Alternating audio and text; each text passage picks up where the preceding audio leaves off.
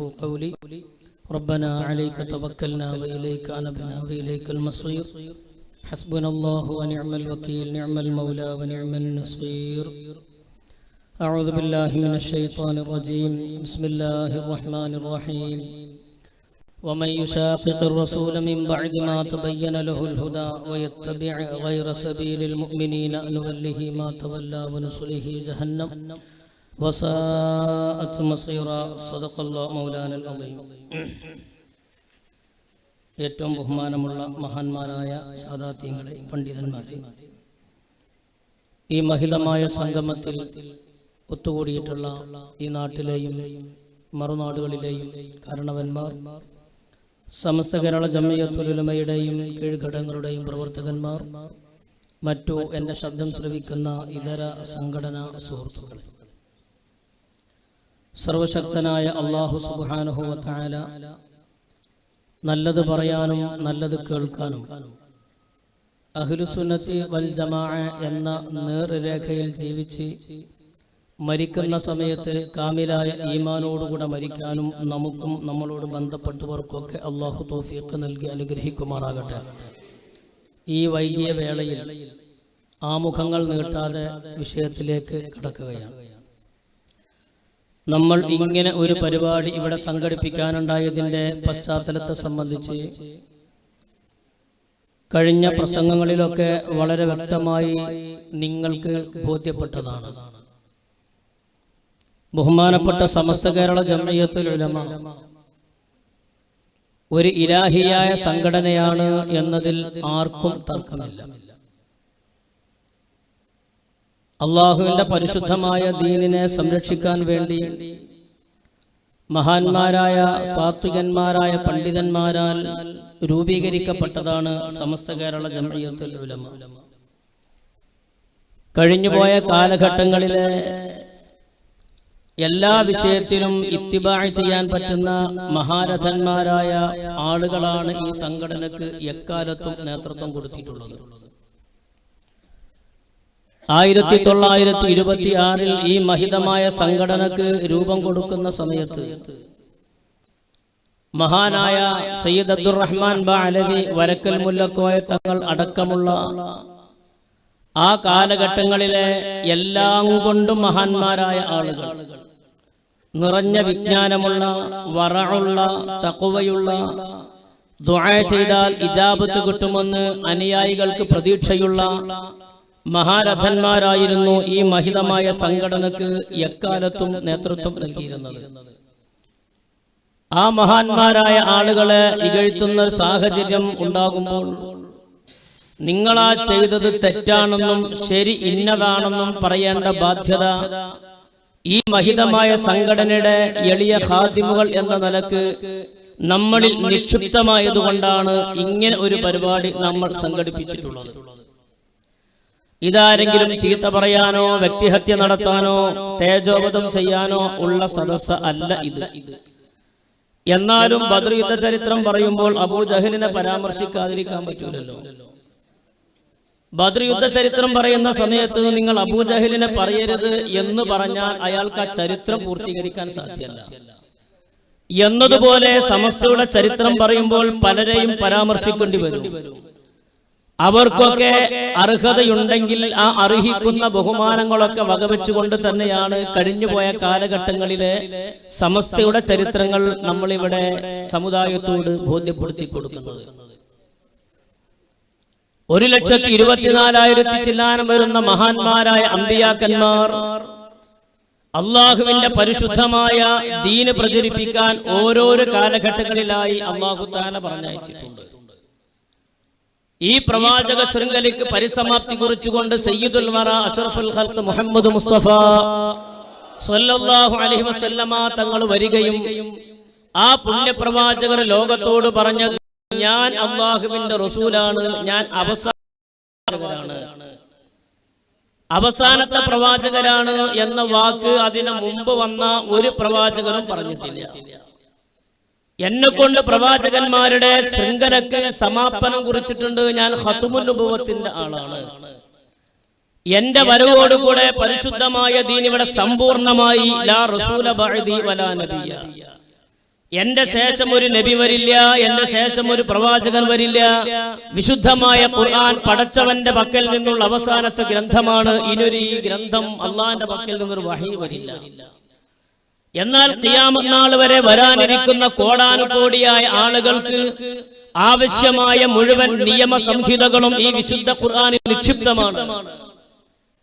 ഈ പരിശുദ്ധമായ ദീനിന്റെ സമ്പൂർണ്ണത വിളംബരം ചെയ്തുകൊണ്ട് അറഫാത്തിന്റെ മലമുകളെ സാക്ഷി നിർത്തിക്കൊണ്ട് നടത്തിയ അവസാനത്തെ പ്രഖ്യാപനത്തിൽ പറഞ്ഞത് അൽ യൗമ അക്മൽതു ലക്കും ദീനക്കും വ അത്മംതു അലൈക്കും നിഅമതി വറദീതു ലക്കുമുൽ ഇസ്ലാമ ദീന എന്നാണ്.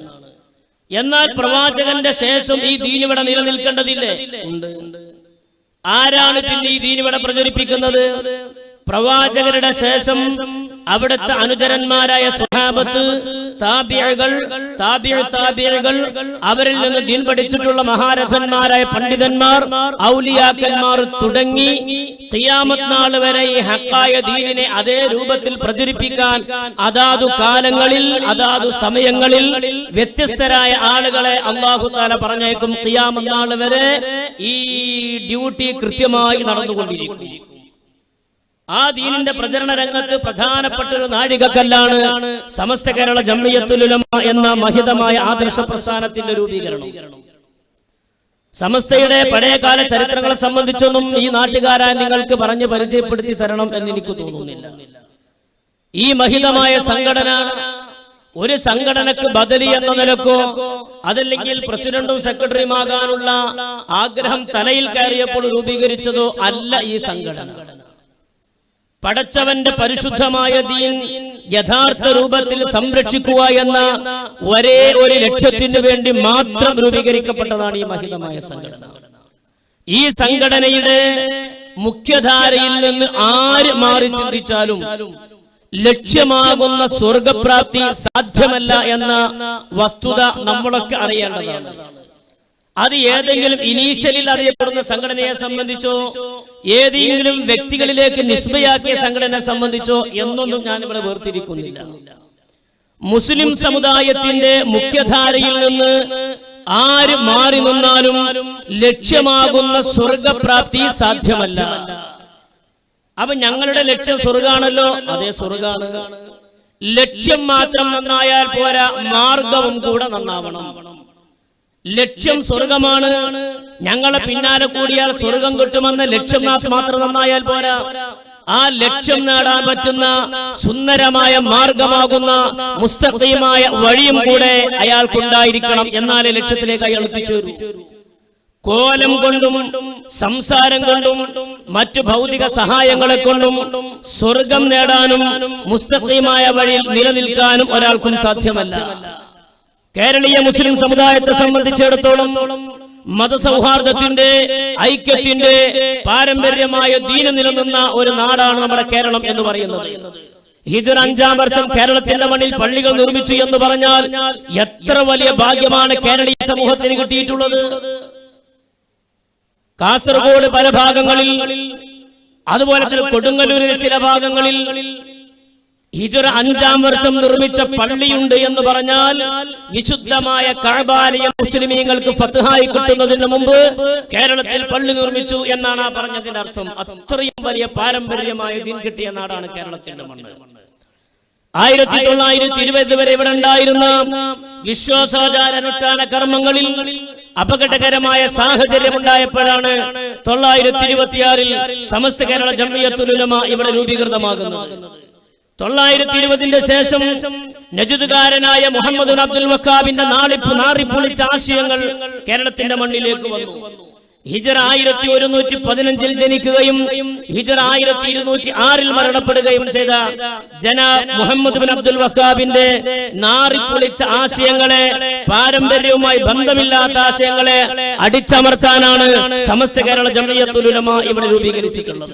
926-ന്റെ ശേഷം കേരളീയ മുസ്ലിമീങ്ങൾ വളരെ സന്തോഷത്തിലും അതിലേറെ സംതൃപ്തരുമായിരുന്നു കേരളീയ സമൂഹം. കാരണം നേതൃത്വം വളരെ മികവുറ്റ നേതൃത്വമാണ്. ഞാൻ നേരത്തെ പറഞ്ഞതുപോലെ എല്ലാം കൊണ്ട് പരിശുദ്ധരായ നേതൃത്വം. ആ നേതൃത്വത്തിന്റെ കീഴിൽ നല്ല അണികളായി, അച്ചടക്കമുള്ള അണികളായി, സമസ്തയുടെ എളിയ ഖാദിമുകളായി നിലനിൽക്കാനുള്ള ഭാഗ്യം കേരളീയ സമൂഹത്തിന് കിട്ടുകയും ഒത്തൊരുമയോടുകൂടെ ഐക്യത്തോടുകൂടെ കേരളീയ സമൂഹം മുന്നോട്ട് പോവുകയും ചെയ്തു.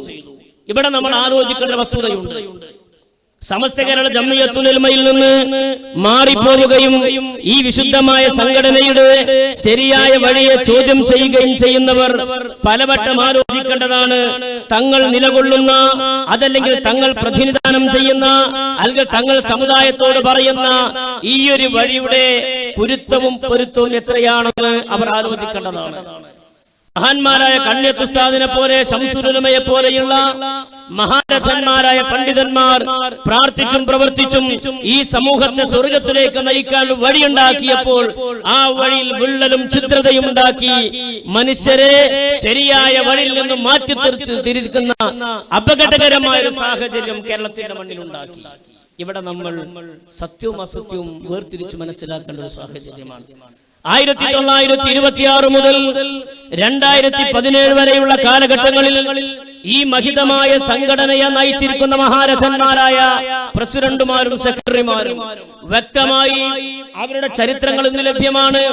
1988-89 കാലഘട്ടങ്ങളിൽ സമസ്തയിൽ നിന്ന് ഏതാനും ആളുകൾ മാറിപ്പോവുകയും മറ്റൊരു സംഘടന ഉണ്ടാക്കുകയും ചെയ്തു എന്ന വസ്തു നമ്മൾക്കറിയാം. 89-ലാണ് മറുഭാഗത്തിന്റെ നേതാവായിരുന്ന ഉള്ളാൾ തങ്ങൾ എന്നവർ വിളിക്കുന്ന ആ മനുഷ്യന്റെ നേതൃത്വത്തിൽ അദ്ദേഹം പ്രഥമ പ്രസിഡന്റായിക്കൊണ്ട് 1989 സംഘടന ഉണ്ടാക്കി. അന്ന് മഹാനായ കണ്യത്ത് ഉസ്താദ് സമസ്തയുടെ പ്രസിഡന്റാണ്. 1993-ലാണ് ബഹുമാനപ്പെട്ട കണ്യത്ത് ഉസ്താദ് വഫാത്താകുന്നത്. മഹാനവറുകൾ ഹയാത്തുള്ള കാലഘട്ടങ്ങളിൽ മഹാനവറുടെ ശിഷ്യന്മാരോ ശിഷ്യന്മാരുടെ ശിഷ്യന്മാരോ ആയ ആളുകൾ മാറിപ്പോയി പ്രസിഡന്റും സെക്രട്ടറിയുമായി മറ്റൊരു സംഘടന ഉണ്ടാക്കുമ്പോൾ എത്ര വലിയ വേദനയായിരുന്നു അത്. അപ്പൊ 1989 ഇവരുണ്ടാക്കിയ സംഘടനയുടെ പ്രഥമ പ്രസിഡന്റ് ഈ പറയപ്പെട്ട മനുഷ്യനും അതിന്റെ പ്രഥമ സെക്രട്ടറിയും ഇന്നത്തെ സെക്രട്ടറിയും കാന്തപുരം AP അബൂബക്കർ മുസ്ലിയാരാണ് എന്നത് നമുക്കൊക്കെ അറിയാവുന്നതാണ്. പക്ഷെ ഈ സംഭവത്തെ, ഈ ചരിത്രത്തെ വളച്ചൊടിച്ച് കണ്ണിയത്ത് ഉസ്താദ് വഫാത്തായപ്പോൾ ഉള്ളാൾ തങ്ങൾ പ്രസിഡന്റായെന്നും ശംസുൽ ഉലമ വഫാത്തായപ്പോൾ കാന്തപുരം സെക്രട്ടറിയായെന്നും പാരമ്പര്യമായ ചരിത്രത്തെ വളച്ചൊടിച്ച്, പാരമ്പര്യമായ ചരിത്രത്തെ വക്രീകരിച്ച് വ്യാജ പ്രചരണവും കള്ളപ്രചരണവും നടത്തി മറുഭാഗത്തിന്റെ ഉത്തരവാദപ്പെട്ട ആളുകൾ നടക്കുന്നു എന്നതിൽ നമുക്ക് ഖേദമുണ്ട്. ഞാൻ കൂടുതൽ വിശദീകരിക്കുന്നില്ല. ഇവിടെ പരിസരത്ത് പ്രസംഗിക്കാൻ വേണ്ടി വന്നു എന്ന് പറഞ്ഞ ആ മനുഷ്യൻ ഈ ചരിത്രത്തെ വക്രീകരിക്കുന്ന ഭാഗം നിങ്ങളൊന്ന് ശ്രദ്ധിക്കുക. ഇനി നമ്മുടെ ക്ലിപ്പ് ഉദ്ഘാടനം ചെയ്യുന്നത് അദ്ദേഹമാണ്.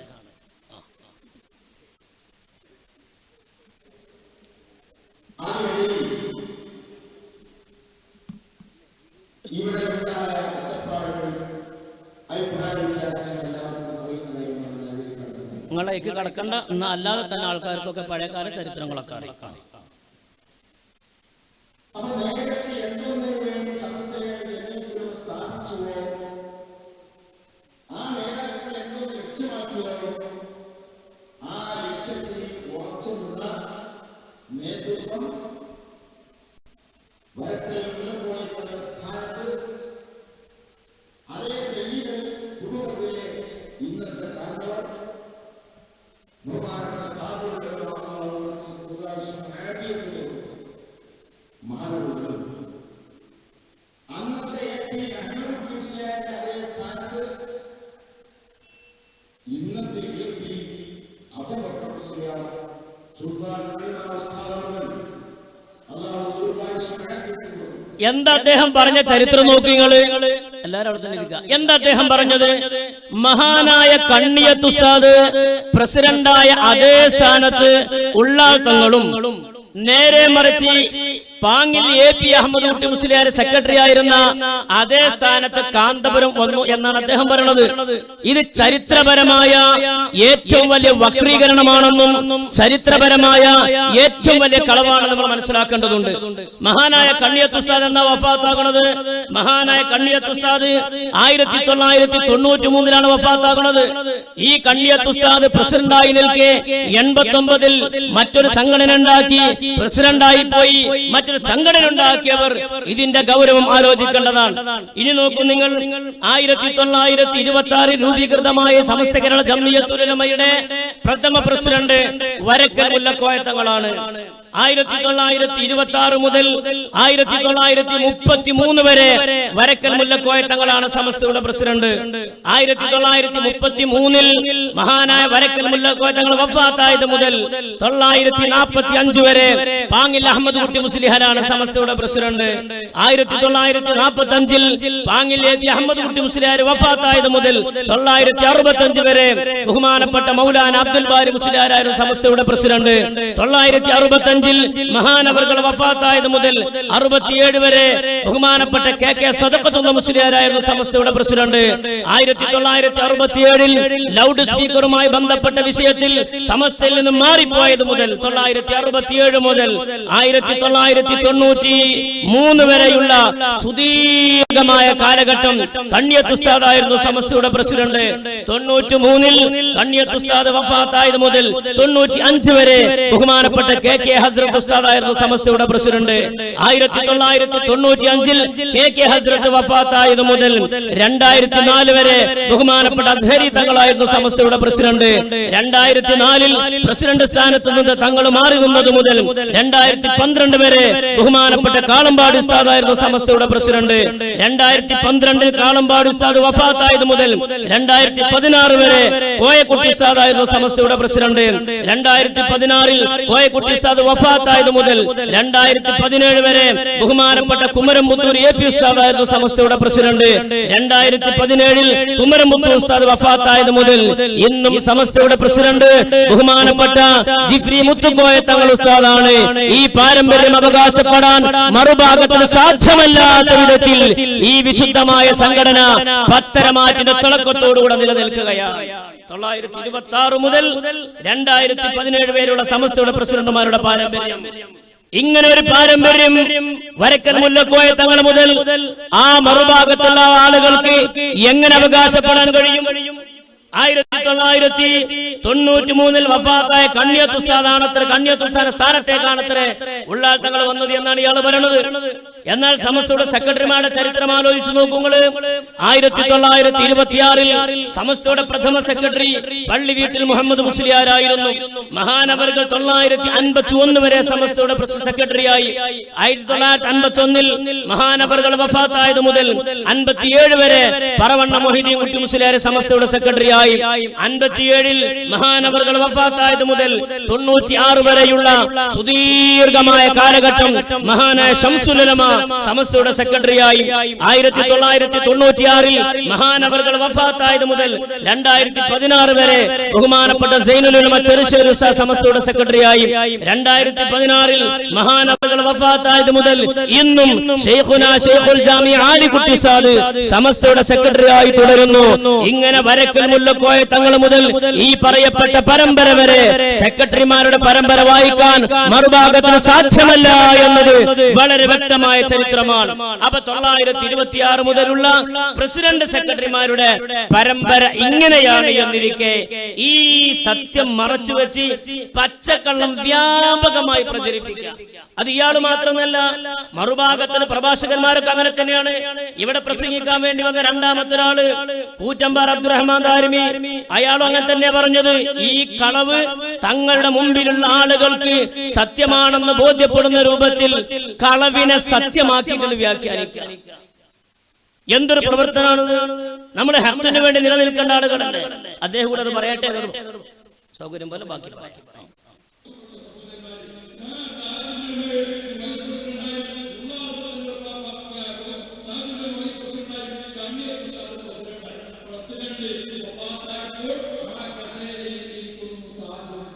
ഇരുന്നിട്ടില്ല.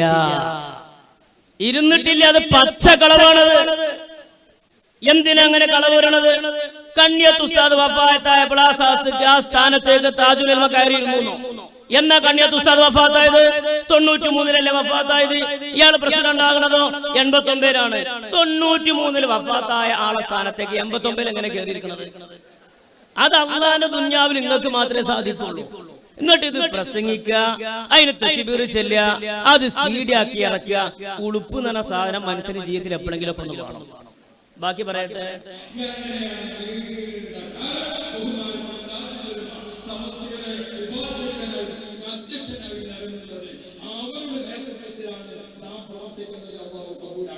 അള്ള കബൂലാക്കൂല.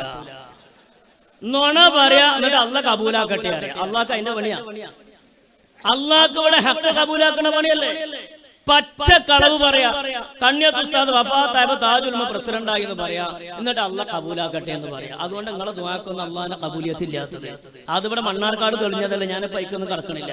ബാക്കി പറയട്ടെ.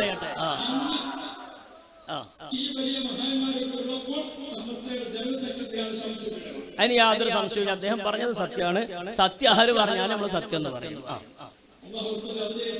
അവര് വലിയ ദർജയിലാണ്, നിങ്ങൾ ഉയർന്നുള്ള ദർജ പോകുമെന്നുള്ള പേടിയെ നമുക്ക്.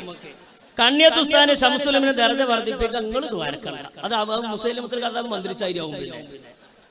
പിന്നെ നബി തങ്ങൾക്ക് വലിയ മുഅ്ജിസത്തൊക്കെ ഉണ്ടായിരുന്നു. നബി തങ്ങളുടെ മുഅ്ജിസത്തിനെ സംബന്ധിച്ച് സ്വഹാബത്തൊക്കെ വലിയ വർത്താനം പറയും. അപ്പൊ കള്ളപ്രവാചകനായി വന്ന മുസൈലിമത്തുൽ കദ്ദാബ് ചോദിച്ചു, എന്താണ് നിങ്ങളുടെ നേതാവിന്റെ മുഅ്ജിസത്ത് എന്താണ്? അപ്പൊ പറഞ്ഞു, കണ്ണില്ലാത്ത ആളെ തടവിയാൽ കണ്ണുണ്ടാകും, അസുഖമുള്ള ആളെ തടവിയാൽ അസുഖം മാറും, മന്ത്രി ചൂതിയാൽ അസുഖം മാറും. അപ്പൊ ഇയാള് പറഞ്ഞു, എനിക്കും അങ്ങനത്തെ കഴിവുണ്ട്. ഒരു കണ്ണില്ലാത്ത ആളെ കൊണ്ട് കൊണ്ടുപോയി ഞാൻ കണ്ണ് സുഖാക്കി തരാം. ഒരു കണ്ണില്ലാത്ത ആളെ കൊണ്ടുവന്നു മുസൈലിമത്തുൽ കദ്ദാബിന് മുമ്പിൽ. ഇയാള് മന്ത്രിച്ചിട്ട് കണ്ണു കാണുകയും മറ്റേ കണ്ണുകൊണ്ട് പോയി. ഇതാണ് മുസൈലിമത്തുൽ കദ്ദാബിന്റെ മന്ത്രം. അപ്പൊ ആ വിഷയത്തിലൊക്കെ ഒന്ന് കൂടുതൽ ഞാൻ ഇപ്പൊ കടക്കുന്നില്ല, പറയട്ടെ.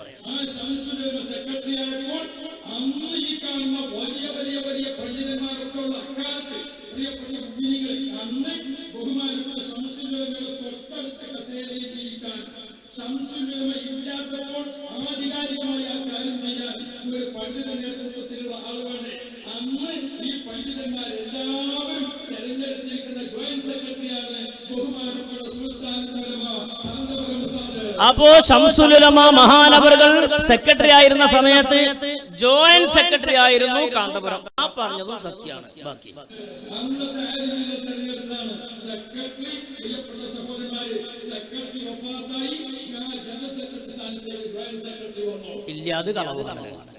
അത് കളവാണ്. സെക്രട്ടറി വഫാത്തായപ്പോൾ, ശംസുൽ ഉലമ വഫാത്തായപ്പോൾ ആ സ്ഥാനത്തേക്ക് ഇയാൾ വന്നു. എത്ര വലിയ കളവാന്ന് ആലോചിക്കുക. ചരിത്രമറിയാത്ത നിഷ്പക്ഷമതികളായ തങ്ങളുടെ മുമ്പിലുള്ള പ്രവർത്തകന്മാരെ ചരിത്രത്തെ വളച്ചൊടിച്ച് കള്ളത്തരം പറഞ്ഞ് ഈ രൂപത്തിൽ പഠിപ്പിച്ചാൽ ഈ കുട്ടികൾ എങ്ങനെ നന്നാവും? നിങ്ങൾ ആലോചിച്ച് നോക്കി. ഇങ്ങനെ കള്ളം പറയുന്ന ഈ നേതാക്കന്മാരെ ഇമാമത്ത് നിൽക്കാൻ പറ്റൂല, ഖാദിയാകാൻ പറ്റൂല, സാക്ഷിക്ക് പറ്റൂല എന്ന് ഞാൻ ഈ സമയത്ത് ഓർമ്മപ്പെടുത്തുകയാണ്. ഈ പറയപ്പെട്ട ദീനിന്റെ ഔദ്യോഗികമായി ഒരു വിഷയത്തിനും ഈ പറയപ്പെട്ട ആളുകളൊന്നും പറ്റൂല. ആ രൂപത്തിൽ പച്ചക്കളവാണ് ഇവർ പറയുന്നത്. ശംസുൽ ഉലമയെ സംബന്ധിച്ചും കണ്ണിയത്ത് ഉസ്താദിനെ സംബന്ധിച്ചൊക്കെ പരിപൂർണമായി ബോധ്യപ്പെട്ട ഈ സമുദായത്തിന്റെ മുമ്പിൽ എന്തിന് ഇவ்விധത്തിൽ ചരിത്രം വളച്ചൊടിക്കണം? പടച്ചോനെ ഏതായാലും നിങ്ങൾക്ക് പേടില്ല, പടപ്പാണെങ്കിലും പേടിക്കണ്ടേ? അല്ല, പടപ്പാളെ പേടിക്കണ്ടേ? കാരണം ഈ ചരിത്രങ്ങളൊക്കെ അറിയുന്ന ആളുകളല്ലേ ഇവിടെ ഉള്ളത്. എന്തിനാണ് നമ്മൾ ഇങ്ങനെ കളവ് പറയുന്നത്? ഇതൊരു താൽക്കാലികമായ ജീവിതം എന്ന് മനസ്സിലാക്കിയ മരിച്ചതിന് ശേഷം ലോകല്ലേ പൊന്നാര ഹബീബന്മാരെ? ആ ലോകത്ത് രക്ഷപ്പെടണ്ടേ? ഒരു കുട്ടി മരിക്കണ സമയത്ത് ശുപാർശക്ക് അടുത്തുക വരില്ല. അവനാൻ ചെയ്ത നന്മ മാത്രമേ ഉണ്ടാവൂ. ആ ഒരു ബോധവും ആ ഒരു തന്റെ ഇടവും സംഘടനാ പ്രവർത്തകർ എന്ന നിലക്ക് നിഷ്പക്ഷമായി എല്ലാവർക്കും ഉണ്ടായിരിക്കുന്നത് നല്ലതാണ്. സമസ്തയുടെ പഴയകാല ചരിത്രങ്ങളെ സംബന്ധിച്ച് വക്രീകരിച്ചുകൊണ്ട് കളവ് പറഞ്ഞുകൊണ്ട് ഇവരിന് മുമ്പ് നടന്ന പ്രസംഗത്തിൽ ഇവിടെ പറഞ്ഞു എന്നാണ് കേൾക്കാൻ സാധിച്ചിട്ടുള്ളത്. സമസ്തയുടെ കേസുമായി ബന്ധപ്പെട്ട്, ശംസുൽ ഉലമയുമായി ബന്ധപ്പെട്ട് ഇല്ലാത്ത കള്ളക്കഥകൾ, നാളിതുവരെ പറയാത്ത കഥകളൊക്കെ ഉത്തരവാദപ്പെട്ട ആളുകൾ പറയാൻ. എന്നാൽ എന്താണ് സമസ്തയുടെ ഭിന്നിപ്പിന്റെ കാതൽ? എന്താണ് അന്നുണ്ടായ പ്രശ്നങ്ങൾ? ആ പോയതിനു ശേഷം അവരുടെ നിലപാടുകൾ എന്താണ്? നമ്മൾക്കറിയാലോ. നോക്കി നിങ്ങള്, ഞാൻ പല വേദികളിലും പറയാറുണ്ട്, അറിയാത്ത ആളുകൾക്ക് വേണ്ടി ഞാൻ ഓർമ്മപ്പെടുത്തുന്നു. 2002 സെപ്റ്റംബർ മാസം പുറത്തിറങ്ങിയ സുന്നി വോയിസ് ആണത്. അതിന്റെ ഒറിജിനൽ കോപ്പിയാണിത്. സ്ക്രീനിൽ നോക്കിയാൽ നിങ്ങൾക്ക് ഇതിന്റെ ഒരു പേജ് കാണാൻ കഴിയും. ഈ സുന്നി വോയിസിൽ കാന്തപുരം എ.പി. അബൂബക്കർ മുസ്ലിയാരുടെ പ്രഭാഷണം ലേഖനമാക്കി കൊടുത്തതാണിത്. നോക്കൂ നിങ്ങൾ, ഇതിന്റെ 23-ാമത്തെ പേജിൽ ആദർശ ജാഗരണത്തിന്റെ നാളുകൾ എന്നൊരു ഹെഡിങ് കാണാം. ആദർശ ജാഗരണത്തിന്റെ നാളുകൾ. ഇതിൽ കളവില്ല, ഇതിൽ വഞ്ചനയില്ല, ഒരു ഹർഫ് പോലും ഞാൻ എന്റെ വക കൂട്ടി വായിക്കുന്നില്ല. എന്താണ് സമസ്തയിൽ നിന്ന് മാറിപ്പോകുന്നതുമായി ബന്ധപ്പെട്ട് കാന്തപുരം എ.പി. അബൂബക്കർ മുസ്ലിയാർ എന്താണ് ആ വിഷയത്തിൽ എഴുതിയത്? ഇത് ആർക്കും നോക്കാവുന്നതാണ്, ആർക്കും വാങ്ങാവുന്നതാണ്. ഇത് കൊണ്ടിട്ട് മറുകൂടെ ഓടിപ്പോകരുത്, ഇതിന്റെ അടുത്ത് തന്നെയുള്ളൂ. എന്താ അതിൽ എഴുതിയ നോക്കുങ്ങള്? തീർത്തും ആദർശാധിഷ്ഠിതമായ ആ വഴിപിരിയലിൽ നാം സന്തോഷവാന്മാരാണ്. കണ്ണിയത്ത് ഉസ്താദിന്റെ, ശംസുൽ ഉലമയുടെ, കെ ഹസ്രത്ത് ഉസ്താദിന്റെ, പാണക്കാട് തങ്ങന്മാരുടെ, ബാഫഖി തങ്ങൾ അടക്കമുള്ള സാത്വികന്മാരായ പണ്ഡിതന്മാരുടെ സമീപത്തു നിന്ന് ഞങ്ങൾ ഇറങ്ങിപ്പോന്നതിൽ ഞങ്ങൾ സന്തോഷവാന്മാരാണ്. മലയാളത്തിലായി എഴുതിയത്. എന്നിട്ട് തീർന്നിട്ടില്ല. അദ്ദേഹം എഴുതി നോക്കിങ്ങള്, നമുക്കൊട്ടും ദുഃഖിക്കേണ്ടതില്ല. സമസ്തയുടെ പ്രഖ്യാപിത നയങ്ങളിൽ നിന്ന് വ്യതിചലിക്കുന്നവരുമായി കൂടിയിരുന്ന് ദീനിനെ തകർക്കുന്നതിനേക്കാളും നല്ലത് ഇത്തരം ഒരു വഴിപിരിയലായിരുന്നു. കണ്ണിയത്ത് ഉസ്താദിന്റെ കൂടെ ഇരുന്നാൽ, ശംസുൽ ഉലമയുടെ കൂടെ ഇരുന്നാൽ, പാണക്കാട് സാദാത്തുകളുടെ കൂടെ ഇരുന്നാൽ അത് ദീനിനെ തകർക്കുന്നതിന് തുല്യമാണ്. അതുകൊണ്ട് അവരുടെ കൂടെ ഇരുന്ന് ദീനിനെ തകർക്കുന്നതിനേക്കാളും നല്ലത് അവരിൽ നിന്ന് വഴിപിരിഞ്ഞു പോരലായിരുന്നു എന്ന് മലയാളത്തിൽ കാന്തപുരത്തിന്റെ പ്രസംഗം ലേഖനമായി കൊടുത്തതാണ്. എത്രയോ വേദികളിൽ നമ്മൾ പറഞ്ഞിട്ടുണ്ട്. ഇന്ന് വരെ ഇതിനൊരു മറുപടി നമുക്ക് കിട്ടിയില്ല. ഇതുകൊണ്ട് തീർന്നില്ല. ഇനി വരട്ടെ, പൊന്മള അബ്ദുൽ ഖാദിർ മുസ്ലിയാരുടെ പരിപൂർണമായ ഒരു അഭിമുഖം ഇതിലുണ്ട്. 2015 മാർച്ച് മാസം പുറത്തിറങ്ങിയ റിസാലയാണത്. 2015 മാർച്ച് മാസം പുറത്തിറങ്ങിയ റിസാല. ഈ റിസാലയിൽ മറുഭാഗത്തിന്റെ പ്രമുഖന്മാരിൽ ഒരാളായ പൊന്മള അബ്ദുൽ ഖാദിർ മുസ്ലിയാരുമായിട്ടുള്ള വലിയൊരു അഭിമുഖമുണ്ട്. ഈ പുസ്തകത്തിന്റെ 10-ാമത്തെ പേജിൽ അതിന്റെ പ്രധാന ഭാഗം ഞാനൊന്ന് വായിക്കാം. വളരെ വ്യക്തമായിട്ട് ആലോചിക്കേണ്ടതാണ്. ഇതൊക്കെ ആർക്കും പരിശോധിക്കാവുന്നതാണ്. വ്യക്തതയില്ലാത്തത് ഒന്നും ബോധ്യപ്പെടുത്തുന്നില്ല. നിഷ്പക്ഷമതികളായ ആളുകൾക്ക് വേണ്ടിയിട്ടാണ്. ചരിത്രത്തെ വക്രീകരിക്കുമ്പോൾ അത് ശരിയല്ലെന്ന് പറയാൻ ഈ സംഘടനയുടെ എളിയ ഖാദിമുകൾക്ക് ബാധ്യതയില്ലേ എന്ന് അദ്ദേഹം എഴുതിയത്. മുശാവറയിലെ ഇറങ്ങിപ്പോക്കിന് ശേഷമാണ് ഞാൻ കേന്ദ്ര മുശാവറയിൽ വരുന്നത്. അപ്പൊ ഇറങ്ങിപ്പോക്ക് നടന്നിട്ടുണ്ടെന്ന് അർത്ഥം. മുശാവറ പുനർസംഘടിപ്പിക്കാനുണ്ടായ സാഹചര്യം എല്ലാവർക്കും അറിയാവുന്നതാണ് എന്ന് ഇങ്ങനെ എഴുതി അദ്ദേഹം പറയാണ്. ഇറങ്ങിപ്പോന്ന ശേഷം തുടർ നടപടിയെ കുറിച്ച് ആലോചിക്കാൻ വക്കീലിനെ സമീപിച്ചപ്പോൾ 2 മാർഗമാണ് അദ്ദേഹം പറഞ്ഞു തന്നത്. പൊന്മള അബ്ദുൽ ഖാദിർ മുസ്ലിയാർ എഴുതിയതാണിത്. ഈ കഴിഞ്ഞ 2015 ഇറങ്ങിപ്പോന്ന ശേഷം ഞങ്ങൾ വക്കീലിനെ സമീപിച്ചു. എവിടുന്നാ ഇറങ്ങിയത്? കണ്ണിയത്ത് ഉസ്താദിന്റെ അടുത്തുനിന്ന്, ശംസുൽ ഉലമയുടെ അടുത്തുനിന്ന്, തങ്ങളുടെ ഗുരുവര്യന്മാരെടുത്തുനിന്ന്. എന്തിന്റെ പേരിലാണ്? അധികാരത്തിനുള്ള, ഭൗതികമായ താല്പര്യത്തിനുള്ള ഒരൊറ്റ മോഹത്തിന്റെ പേരിൽ. അങ്ങനെ വക്കീലിനെ സമീപിച്ചപ്പോൾ 2 കാര്യമാണ് അദ്ദേഹം പറഞ്ഞു തന്നത്. ഒന്ന്, വൈസ് പ്രസിഡന്റും ജോയിന്റ് സെക്രട്ടറിയും പ്രസിഡന്റിനും ജനറൽ സെക്രട്ടറിക്കുമെതിരെ കേസ് കൊടുക്കുക എന്നതാണ്. അഥവാ ഉള്ളാൾ തങ്ങൾ കണ്ണിയത്ത് ഉസ്താദിനെതിരെയും കാന്തപുരം ശംസുൽ ഉലമക്കെതിരെയും കേസ് കൊടുക്കാൻ ഞങ്ങളോട് വക്കീല് പറഞ്ഞു. നമ്മൾ എഴുതിയതാണ്, മലയാളത്തിലാണ് എഴുതിയത്. ഇന്ന് വരെ തിരുത്തിയിട്ടില്ല. തിരുത്താത്തിടത്തോളം കാലം ഈ ലേഖനം ഞങ്ങൾ പൊതുജന മധ്യത്തിൽ തുറന്ന് പറയുക തന്നെ ചെയ്യുമെന്ന് ഈ സമയത്ത് ഓർമ്മപ്പെടുത്തുകയാണ്. മാത്രമല്ല, 2-ാമത്തെ മാർഗം മുശാവറ കയ്യേറുക എന്നതായിരുന്നു. മുശാവറ കയ്യേറുക എന്ന് പറയാൻ എന്തായതിനർത്ഥം? കണ്ണിയത്ത് ഉസ്താദ് അധ്യക്ഷനായിട്ടിരിക്കുക, ശംസുൽ ഉലമ സ്വാഗതം പറയാനിരിക്കുക, നിറഞ്ഞ ആലിമീങ്ങൾ, മഹാന്മാരായ പണ്ഡിതന്മാർ, 40 ആലിമീങ്ങൾ നിറഞ്ഞിരിക്കുന്ന വേദി.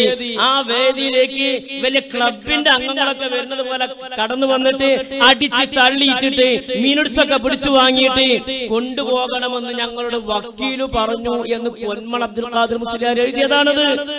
നിങ്ങൾ ആലോചിക്കുക, ഈ എഴുത്തിന്റെ അടിസ്ഥാനത്തിൽ, ഇങ്ങനെയുള്ള ഗൂഢമായ തന്ത്രം നിങ്ങൾ പറഞ്ഞ എഴുതിയതിന്റെ അടിസ്ഥാനത്തിൽ, ചെയ്തതിന്റെ അടിസ്ഥാനത്തിൽ എവിടുന്ന നിങ്ങൾക്ക് ഈ ബഹുമാനപ്പെട്ട ഉസ്താദന്മാരുടെ കുരുത്തം നിങ്ങൾക്ക് കിട്ടുക? എന്നിട്ട് ഇദ്ദേഹം ഇവിടെ നടത്തിയ പ്രസംഗത്തിൽ പറയാണ്, സുന്നത്തി ജമാഅത്തിൽ പ്രവർത്തിക്കാൻ 3 ആളുകളെ ഉണ്ടായിരുന്നുള്ളൂ. കേസ് കൊടുക്കാനുള്ള കാരണം ഇതൊന്നുമല്ല. അയാൾ മത്തിന് പറയട്ടെ, ഷറഹ് ഞാനാണ് ഇതും പറയട്ടെ.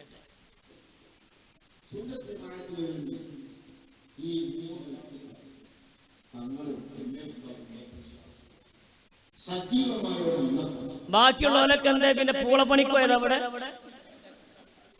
ഇയാൾ ഇവിടുന്ന് പ്രസംഗിച്ചതാണിത്.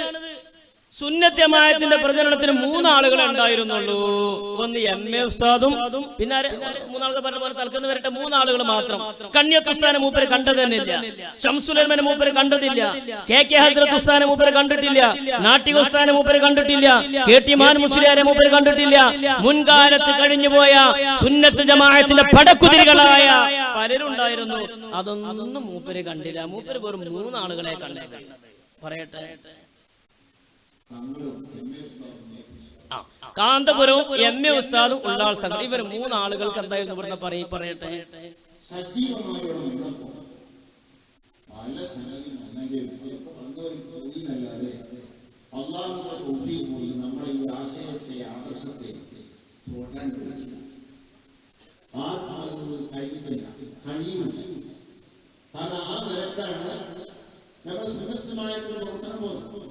അതിന് ഒറ്റ ഉദാഹരണം ഞാൻ പറഞ്ഞു. സമസ്തയെ ആ കേസ് ഉണ്ടായിരുന്നതിന് ഹാജരായ എന്താ അദ്ദേഹത്തിന് ചെറിയ തട്ടിപ്പുകൾ? വലിയ വിഷയമൊന്നുമല്ല, അത് അറിയുന്നില്ല. ആരാ സമസ്തക്കെതിരെ കേസ് കൊടുത്തത്? സമസ്തക്കെതിരെ കേസ് വന്ന് കാറ്റുകൂടെ വന്നടാ കേസ്. സമസ്തക്കെതിരെ കേസ് വന്നു. എങ്ങനെ വന്നത്? എവിടുന്നാ വന്നത്? ആരാ സമസ്തക്കെതിരെ കേസ് കൊടുത്തത്? എന്താ നിങ്ങൾ തുറന്നു പറയാത്തത്? സമസ്തക്കെതിരെ കേസ് വന്നു. ആ കേസ് വന്ന വഴിയില്ല, കേസ് കൊടുത്ത മാർഗവുമില്ല. സമസ്തക്കെതിരെ കേസ് വന്നു. ആരാ കേസ് കൊടുത്തത്? സമസ്തക്കെതിരെ ആദ്യം കേസ് ഫയൽ ചെയ്തത് മലപ്പുറം ജില്ലയിലെ ആക്കോട് എന്ന പ്രദേശത്തുള്ള TC മുഹമ്മദ് മുസ്ലിയാരാണ് സമസ്തക്കെതിരെ ആദ്യം കേസ് കൊടുത്തത്. അയാൾ കക്കൂസുന്നാ മരിച്ചു. കാര്യങ്ങൾക്ക് കക്കൂസുന്ന് മരിച്ചിട്ട് താടിമക്ക് ഇങ്ങനെ പൈപ്പ് പിടിച്ചിട്ട് തീട്ടങ്ങനെ കളഞ്ഞിട്ടാ മയ്യത്ത് കക്കൂസുന്ന് എടുത്തത്. അറിയോ നിങ്ങൾക്ക്? അപ്പൊ നിങ്ങൾക്ക് ഈ ചരിത്രങ്ങളൊന്നും അറിയില്ല. അപ്പൊ സമസ്തക്കെതിരെ കേസ് വന്നു, അതത്രയും തന്നെ ഉള്ളൂ. എവിടുന്നേ വന്നു, ആരാ കൊടുത്തു എന്നൊന്നും ഇല്ലാത്തത് കൊണ്ടാണ് നമുക്കത് പറയേണ്ടി വന്നത്. എന്നിട്ട്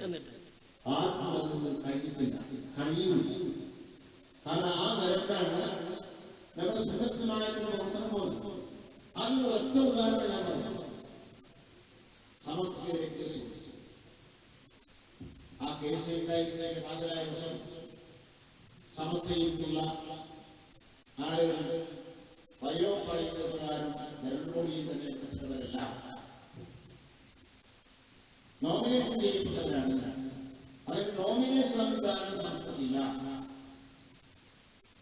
അതുകൊണ്ട് പുതിയ ടെലിഫോൺ വിളിച്ച് അതിൽ നമുക്ക് വരണമെന്നായിരുന്നു കേസിന്റെ ആകത്തുക. ഈ രൂപത്തിൽ ചരിത്രത്തെ പച്ചയായി വ്യഭിചരിക്കുന്ന പ്രസംഗമാണ് അയാൾ ഇവിടെ നടത്തിയത്. ഈ മഹിതമായ സംഘടന മുന്നോട്ട് പോയ സമയത്ത് ഈ സംഘടനക്കെതിരെ 2 ആരോപണങ്ങൾ സജീവമായിട്ട് ഇവർ ആരോപിച്ചു.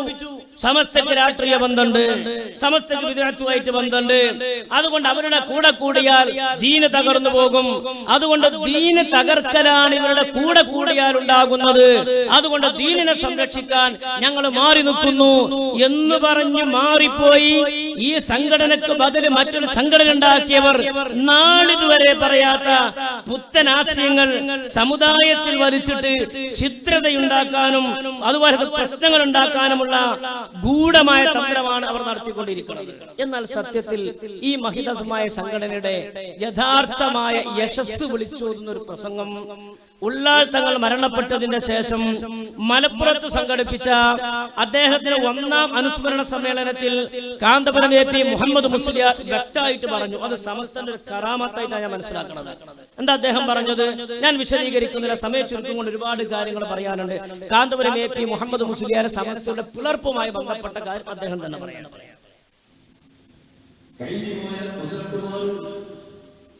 സമുദായത്തിൽ വളരെയേറെ ആദരണീയരും മുഴുവൻ ആളുകളും അംഗീകരിക്കുന്നവരും അവരൊരു വാക്ക് പറഞ്ഞാൽ ജാഹിരോധമായിട്ടോ മാറി നിൽക്കുന്നുണ്ടാകും. ബാക്കി മുഴുവൻ മുസ്ലിമീങ്ങളും അതിനെ പരിപൂർണമായി സ്വാഗതം ചെയ്യുന്നവരാണ്, സ്വീകരിക്കുന്നവരാണ്. അഭിപ്രായ വ്യത്യാസമില്ല. അപ്പൊ സമസ്തയുടെ പഴയകാല പ്രസിഡന്റുമാർ മാതൃകായോഗ്യരാണ്, അനുകരണീയരാണ്. എല്ലാവരും പ്രസിഡന്റുമാർ അംഗീകരിച്ചിരുന്നു. മുജാഹിദും ജമാഅത്തും ഒഴിച്ചു ബാക്കിയുള്ളവരൊക്കെ സമസ്തയുടെ കഴിഞ്ഞുപോയ പ്രസിഡന്റുമാരെ അംഗീകരിച്ചിരുന്നു. എന്നിട്ട്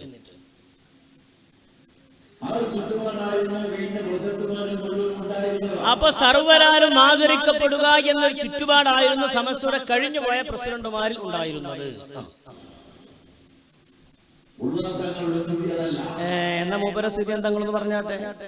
സമസ്തയുടെ മുഴുവൻ പ്രസിഡന്റുമാരും ആദരണീയരായിരുന്നു എന്ന് പറഞ്ഞതിന് ശേഷം ഉള്ളാൽ തങ്ങളുടെ സ്ഥിതി അതല്ല എന്ന് പറഞ്ഞാൽ അദ്ദേഹത്തിന് ആദരവ് ഉണ്ടായിരുന്നില്ല എന്നല്ല എന്റെ അർത്ഥം.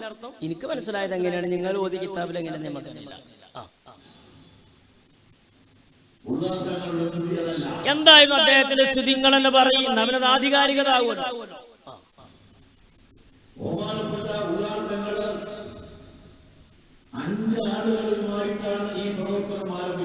അതാണ് പറഞ്ഞത് കുത്തിത്തിരിപ്പ് എന്നതിന്റെ പേര്. അപ്പൊ ഉള്ളാൾ തങ്ങൾ 5 ആളുകളുമായിട്ടാണ് ഈ പണി തുടങ്ങിയത്. ഉള്ളാൾ തങ്ങളടക്കം 6 ആളുകൾ. അതാണ് നമ്മൾ പറയുന്നത്. പാരമ്പര്യമായ സമസ്ത കേരള ജംഇയ്യത്തുൽ ഉലമയുമായി ഈ സംഘടനക്ക് പേരുകൊണ്ടോ ആദർശം കൊണ്ടോ പൊരുത്തം കൊണ്ടോ ലക്ഷ്യം കൊണ്ടോ യാതൊരു ബന്ധവും ഇല്ല നമ്മൾ പറയാൻ കാരണം അതാണ്. വ്യക്തമായി നമ്മൾ പറയാനുള്ള കാരണം അതാണ്. അപ്പൊ അദ്ദേഹം തന്നെ തുറന്നു പറയാണ്, ഉള്ളാൾ തങ്ങളടക്കം ഇത്ര ആളുകളോടാണ് ഈ പ്രവർത്തനം തുടങ്ങിയത്. എന്നിട്ട്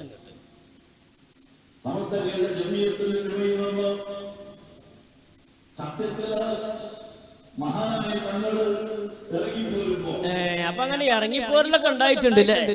എന്തെങ്കിലും സമുദായത്തോട് പറയാത്തത്? തങ്ങൾ ഇങ്ങനെ ഇറങ്ങിപ്പോന്നിട്ടുണ്ട്, വേറെ സംഘടന ഉണ്ടാക്കിയിട്ടുണ്ട്, ഞങ്ങൾ വേറെയാണ് അങ്ങനെ പറഞ്ഞോളി. ഇവിടെ സംസ്ഥാന കേരള ജംഇയ്യത്തുൽ ഉലമ അല്ലേ? ഇവിടെ 1967 രൂപീകരിച്ച സംസ്ഥാന കേരള ജംഇയ്യത്തുൽ ഉലമ നാദാപുരത്തിലെ ചില ഭാഗങ്ങളിൽ, പരപ്പനങ്ങാടിയിലെ ചില പ്രദേശങ്ങളിൽ, വണ്ടൂരിലെ ഏതാനും മഹല്ലുകളിൽ മാത്രം ഒതുങ്ങി നിൽക്കുന്ന സംസ്ഥാന കേരള ജംഇയ്യത്തുൽ ഉലമ, പേര് പോലൊന്നുമില്ല, ചെറുതാണെങ്കിൽ അങ്ങനെ പ്രവർത്തിക്കുന്നുണ്ട്. അങ്ങനെ പ്രവർത്തിക്കാരോ? ഞങ്ങളാണ് സമസ്ത എന്ന പേരിൽ പ്രവർത്തിക്കുമ്പോഴാണ് കാപ്പട്യത്തിന്റെ വലിപ്പം നമ്മൾ മനസ്സിലാക്കുന്നത്.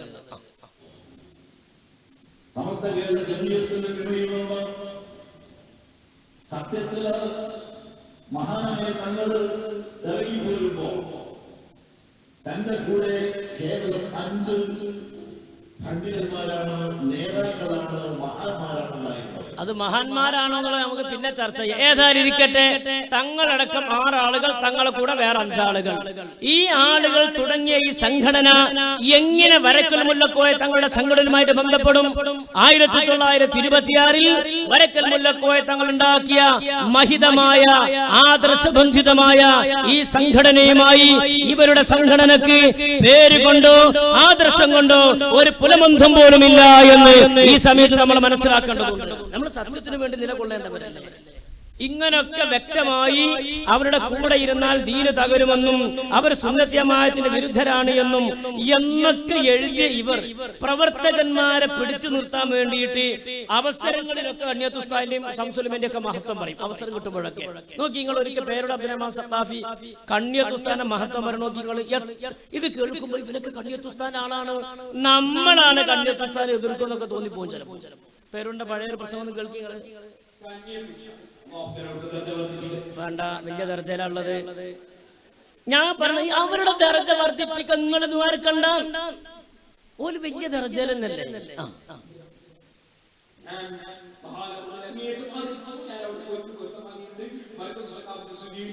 പേരോട് തിരക്കുണ്ടെങ്കിലും നമുക്ക് തിരക്കില്ല. ആക്കും പോലെ പറയാം. മൂപ്പര് ഓരോന്ന് പറയട്ടെ. കണ്ണിയത്ത് ഉസ്താദ് ആരാന്ന് മൂപ്പരെന്നെ പറയട്ടെ.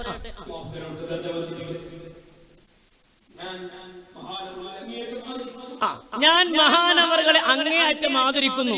ആദരിച്ചാ പിന്നെ ആൾക്കെതിരെ കേസ് കൊടുക്കല. ഇത് എന്തൊരു ആദരവാപ്പാത്. കണ്ണിയത്ത് ഉസ്താദിനെ ഞാൻ അങ്ങേയറ്റം ആദരിക്കുന്നു, എന്നിട്ടോ കണ്ണിയത്ത് ഉസ്താദിനെതിരെ പ്രവർത്തിക്കുക. അപ്പൊ ആദരവ് എന്ന് പറഞ്ഞാൽ എതിരെ പ്രവർത്തിക്കണേ ആദരവ് എന്ന് പറയുന്നത്. ഞാൻ അങ്ങേയറ്റം ആദരിക്കുന്നു. പിന്നെ ഞാൻ അവിടെ പോയി പൊരുത്തം വാങ്ങിയിട്ടുണ്ട്. ആരെടുത്തുന്നാ പൊരുത്തം വാങ്ങല്? പൊരുത്തുള്ള ആളെടുത്തുനിന്ന്. അപ്പൊ കണ്ണിയത്ത് ഉസ്താദിന്റെ അടുത്ത് എന്തുണ്ട്? പൊരുത്തുണ്ട്. അപ്പൊ കണ്ണിയത്ത് ഉസ്താദിന്റെ ഇയാൾ എന്ത് വാങ്ങി? പൊരുത്തം വാങ്ങി.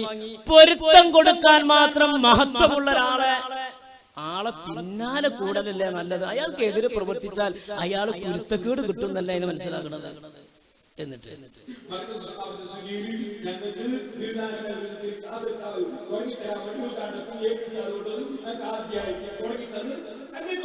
മർക്കസ് സഖാഫത്ത് സുന്നയിൽ കിതാബ് തുടങ്ങാൻ വേണ്ടി ആദ്യമായിട്ട് കാന്തപുരം കൊണ്ടുപോയത് കണ്ണിയത്ത് ഉസ്താദിനെയാണ്. അതിന്റെ അർത്ഥം വേറൊരാൾക്ക് കിതാബ് തിരണില്ല തന്നെ. എന്നാ പിന്നെ വേറെ ആരൊക്കെ ഉണ്ട്? വെറുതെ അവനെ കൊണ്ടുപോകാതെ കണ്ണിയത്ത് ഉസ്താദിനെ മാത്രം കൊണ്ടുപോയത്? അദ്ദേഹത്തിന് കിതാബ് തിരിയും, പിന്നെന്തുണ്ട്, ഗുരുത്വം കൊടുക്കാൻ കഴിയും, പിന്നെ അയാൾ മഹാനുമാണ്. അങ്ങനത്തെ എല്ലാം കൊണ്ടും ശ്രേഷ്ഠമാക്കപ്പെട്ട ഒരാള് പ്രസിഡന്റായി ഒരു സംഘടന ഇവിടെ നിലനിൽക്കെ എന്തിനു നിങ്ങൾ മാറിപ്പോയി? വലിയ ദർജയിലാണ്. അപ്പൊ അവരുടെ ദർജകൾ ദ്വാരക്കണ്ട. ഈ നിലക്ക് മഹത്വമുള്ള മഹാന്മാരാണെന്നും പൊരുത്തം കൊടുക്കാൻ പറ്റിയവരാണെന്നും പൊരുത്തുള്ള ആളുകളാണെന്നും പറഞ്ഞാൽ പിന്നെ അവരുടെ പിന്നാലെ കൂടണം. അതല്ലേ നമ്മൾ ചെയ്യേണ്ടത്. അതിനൊക്കെ ഒരു കാര്യം, നമ്മുടെ പ്രവർത്തകന്മാര് നമ്മുടെ ഈ പരിപാടിക്കൊക്കെ വലിയ ചെലവുണ്ടല്ലോ. നമ്മളടുത്ത് മുടിയും പൊടിയും ചട്ടിയും പാത്രമൊന്നും നമ്മളെടുത്തില്ല. അപ്പൊ നമ്മൾ സാധാരണ പണിക്ക് പോയിട്ട് എന്തെങ്കിലുമൊക്കെ കിട്ടിയിട്ട് പോകണം. എല്ലാവരും നന്നായിട്ട് കൊടുക്കണം. എല്ലാവരും 150 കൊടുക്കുക. വല്ല ഏൽപ്പിക്കാർ ഇവിടെ ഉണ്ടെങ്കിൽ 500 റുപ്യ കൊടുക്കണം. നിങ്ങൾക്കും വേണ്ടിയിട്ട് ഈ പരിപാടി സംഘടിപ്പിച്ചത് എത്രയും ഇടങ്ങേറായിട്ട്. അപ്പൊ എല്ലാവരും ഈ പരിപാടിയോട് സഹകരിക്കണം. അള്ളാഹു നമ്മുടെ പരിപാടി വിജയിപ്പിക്കുമാറാകട്ടെ. അള്ളാഹു വിജയിപ്പിക്കുമാറാകട്ടെ. ഈ നിലക്ക് കൃത്യമായി ഞങ്ങൾ വക്കീലിനെ സമീപിച്ചു. ഇത്തരം കാര്യങ്ങൾ വക്കീല് പറഞ്ഞു തന്നു.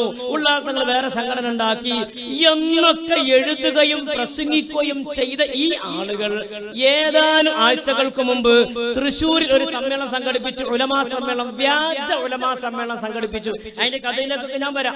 ആ പ്രസംഗത്തിൽ വെച്ച് പേരുടെ അബ്ദുൽ സഖാവി പറഞ്ഞ കേട്ടങ്ങള് നമ്മളുടെ സംഘടനയെ പറ്റി ഒരു വക്കീൽ ഉണ്ടാക്കിയതാന്ന് പറയുന്നുണ്ട് ചില ആളുകള്.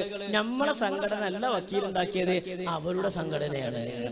ഈ തൃശ്ശൂർ സമ്മേളനത്തിൽ ഇയാള് പറയാണ് അതിന് മുമ്പിൽ ഇരിക്കുന്ന ആളുകൾ തെറ്റിപ്പോരും ചൊല്ലികളൊന്ന് ആലോചിച്ച് നോക്കി. അന്നം തിന്നുന്ന ആളുകളാണെങ്കിൽ, മൂക്കിന്റെ പാലം തീപ്പെട്ട് തൂങ്ങിയ ആളുകളാണെങ്കിൽ സത്യം ബോധ്യപ്പെടൂല. പേരോട് പറയുന്ന വാഗൊന്ന് കേൾക്കിങ്ങള്.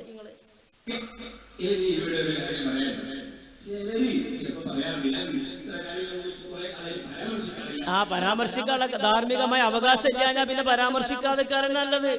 ഇപ്പൊ സമസ്ത പറയാനും മാതൃസം പറയാനും നേരമില്ലല്ലോ. ഇപ്പൊ ഹെൽമെറ്റ് ആയിട്ട് നടക്കല്ലേ.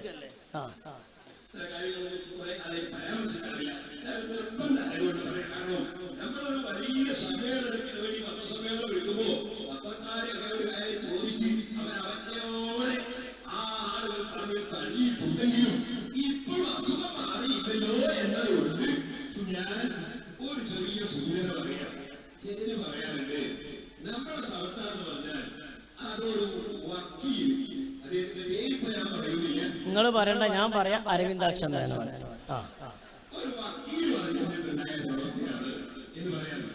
എന്താ വാക്കുവക്കിങ്ങള്? നമ്മളെ സംഘടന ഒരു വക്കീലുണ്ടാക്കിയതാണെന്ന് ചിലര് പറയാറുണ്ട്, ചിലര് പറയാറില്ല. പൊന്മള എഴുതിയതാണിത്. ഞങ്ങൾ വക്കീലിനെ സമീപിച്ചു, ഇറങ്ങിപ്പോന്നിട്ട് വക്കീൽ ഇന്ന കാര്യങ്ങൾ ഞങ്ങളോട് പറഞ്ഞു. പിന്നെന്തിനാ അങ്ങനെ പറഞ്ഞു കേൾക്കണമെന്ന് മുബുഹമായി പറയേണ്ടത്? നിങ്ങൾ ഉത്തരവാദപ്പെട്ട ആളുകളാണ് ഈ പറയണത്. അപ്പൊ നമ്മളെ പറ്റി അങ്ങനെ വക്കീലിന്റെ സംഘടനയാണ് നമ്മളെ പറ്റി പറയാറുണ്ട്. എന്നിട്ട്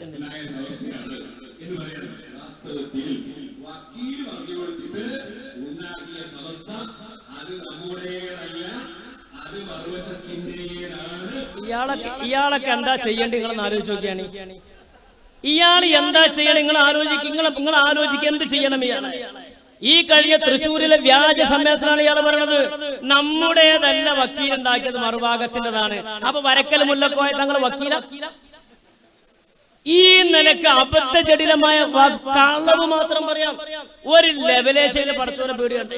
ആ തൃശ്ശൂർ ജില്ലാ സമ്മേളനത്തോടനുബന്ധിച്ച് അവർ പുറത്തിറക്കിയ ലഘുലേഖയാണിത്, ഔദ്യോഗിക ലഘുലേഖ.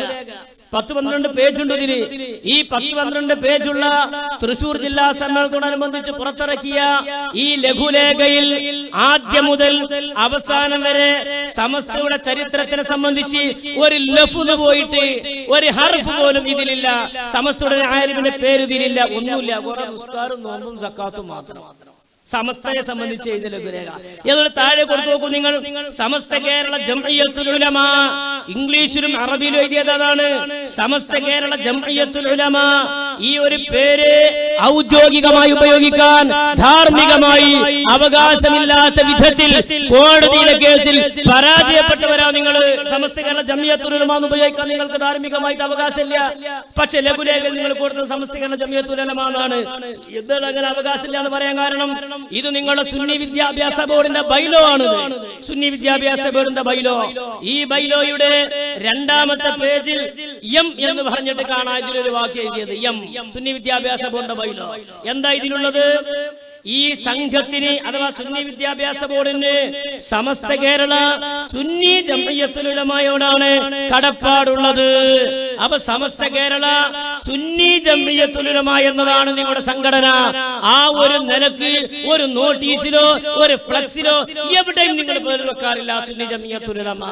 ഒക്കെ സമസ്തയുടെ നിഴലിലും സമസ്തയുടെ തണലിലും സമസ്തയുടെ പേരിലും അറിയപ്പെടാനാണ് നിങ്ങൾ ആഗ്രഹിക്കുന്നത്. അങ്ങനെ അറിയപ്പെടാൻ പോകുന്നുണ്ടോ? വരി വരിയായിട്ട് സഖാഫികളോ അഹ്സനികളോ സമസ്തയ്ക്ക് വരുന്നത്. അതുപോലെ മെമ്പർഷിപ്പ് എടുത്ത് നോക്കും വരാ. ഞങ്ങൾക്കും സമസ്തയുടെ പേര് അറിയപ്പെടാലോ. സുന്നി ജംഇയ്യത്തുൽ ഉലമ ഔദ്യോഗികമായി നിങ്ങൾ രജിസ്റ്റർ ചെയ്ത ബൈലോയാണ്. അപ്പൊ സത്യത്തിൽ സംഘടനാപരമായി വിശ്വാസപരമായി ധാർമ്മികപരമായി സത്യത്തിന്റെ പിന്നിൽ നിൽക്കാൻ വല്ലാത്തൊരു പ്രയാസം. ഈ സത്യം കൂറ്റമ്പാറ അബ്ദുറഹ്മാൻ ദാരിമി പറയുന്നുണ്ട്. എന്താ കൂറ്റമ്പാറ അബ്ദുറഹ്മാൻ ദാരിമി പറയുന്നത്? അദ്ദേഹം വ്യക്തമായി പറഞ്ഞു, ഞങ്ങളൊക്കെ സുന്നി കൊണ്ട് അറിയപ്പെടാനാണ് ഞങ്ങൾ ആഗ്രഹിക്കുന്നത്, സുന്നി കൊണ്ട് അറിയപ്പെടാനാണ് ഞങ്ങൾ ആഗ്രഹിക്കുന്നത്. പക്ഷേ ആ സുന്നി കൊണ്ട് ഞങ്ങൾ അറിയപ്പെടുന്നുണ്ടെങ്കിലും അവസാനം ഞങ്ങളുടെ സംഘടനയുടെ ഔദ്യോഗിക സംഘടനയുടെ നേതൃത്വ സ്ഥാനമുള്ളത് സമസ്ത കേരള സുന്നി ജംഇയ്യത്തുൽ ഉലമയാണ്. എല്ലാവരും അവിടെ ഇരിക്കും, ഈ പരിപാടിക്ക് അവിടെ ഇരിക്കും, സുന്നി ജംഇയ്യത്തുൽ ഉലമയാണ് എന്ന് അദ്ദേഹം തന്നെ പറയട്ടെ. കൂറ്റമ്പാറ ദാരിമി തന്നെ പറയട്ടെ. ആ സുന്നി എന്നതിലേക്ക് സൂചിപ്പിച്ചുകൊണ്ടാണ് നമ്മുടെ സംഘടനകൾ ആദ്യത്തിൽ കാണുന്ന എസ്. ഇപ്പൊ നമ്മുടെ മദർസയിലെ പ്രത്യേക സംഘടന SDS സുന്നി ബാലസംഘം, സുന്നി വിശ്വാസികളായ കുട്ടികളുടെ കൂട്ടായ്മ. അതിന് കുറച്ചും കൂടി മീരക്ക് പോയാൽ SSS സുന്നി സ്റ്റുഡൻസ് ഫെഡറേഷൻ. അതിന് കുറച്ചും കൂടി പേരൊക്കെ പോകുമ്പോൾ SYS സുന്നി യുവജന സേന. ഇവർക്ക് ഈ കാര്യങ്ങളൊക്കെ പഠിപ്പിക്കാൻ വേണ്ടി പുസ്തകങ്ങളൊക്കെ തയ്യാറാക്കി വന്നു നോക്കുമ്പോൾ അതിന് പേര് സുന്നി വിദ്യാഭ്യാസ. അതിന്റെ ഉസ്താദന്മാരായ കാവൽമാർക്ക് പേര് സുന്നി ജംഇയ്യത്തുൽ ഉലമ. ഇതിന് നേതൃത്വം നൽകുന്ന പണ്ഡിത സഭയ്ക്ക് സുന്നി ജംഇയ്യത്തുൽ ഉലമ, സമസ്ത കേരള സുന്നി ജംഇയ്യത്തുൽ ഉലമ. എന്താണ് ആ പേര് നിങ്ങൾ ഉപയോഗിക്കാത്തത്? ഈ സംഘടനയുടെ നേതൃത്വത്തിലുള്ള ഔദ്യോഗിക സംഘത്തിന്റെ പേര് സമസ്ത കേരള സുന്നി ജംഇയ്യത്തുൽ ഉലമ എന്ന് വ്യക്തമായിട്ട് കൂറ്റമ്പാറ ദാരിമിയാണ് പറയുന്നത്. എന്ത് തൃശ്ശൂരിലെ വ്യാജ സമ്മേളനത്തിൽ നിങ്ങൾ ഇറക്കിയ ഈ നോട്ടീസിൽ അല്ലെങ്കിൽ ലഘുലേഖയിൽ എന്തേ സുന്നി ജംഇയ്യത്തുൽ ഉലമ എന്ന് കൊടുക്കാതിരുന്നത്? ധാർമ്മികമായി നിങ്ങൾക്ക് അതിന് അവകാശമില്ലാതിരുന്നിട്ടും ആ പേരിൽ അറിയപ്പെടാനാണ് എക്കാലത്ത് നിങ്ങൾ ആഗ്രഹിച്ചിട്ടുള്ളത്. എന്നിട്ട്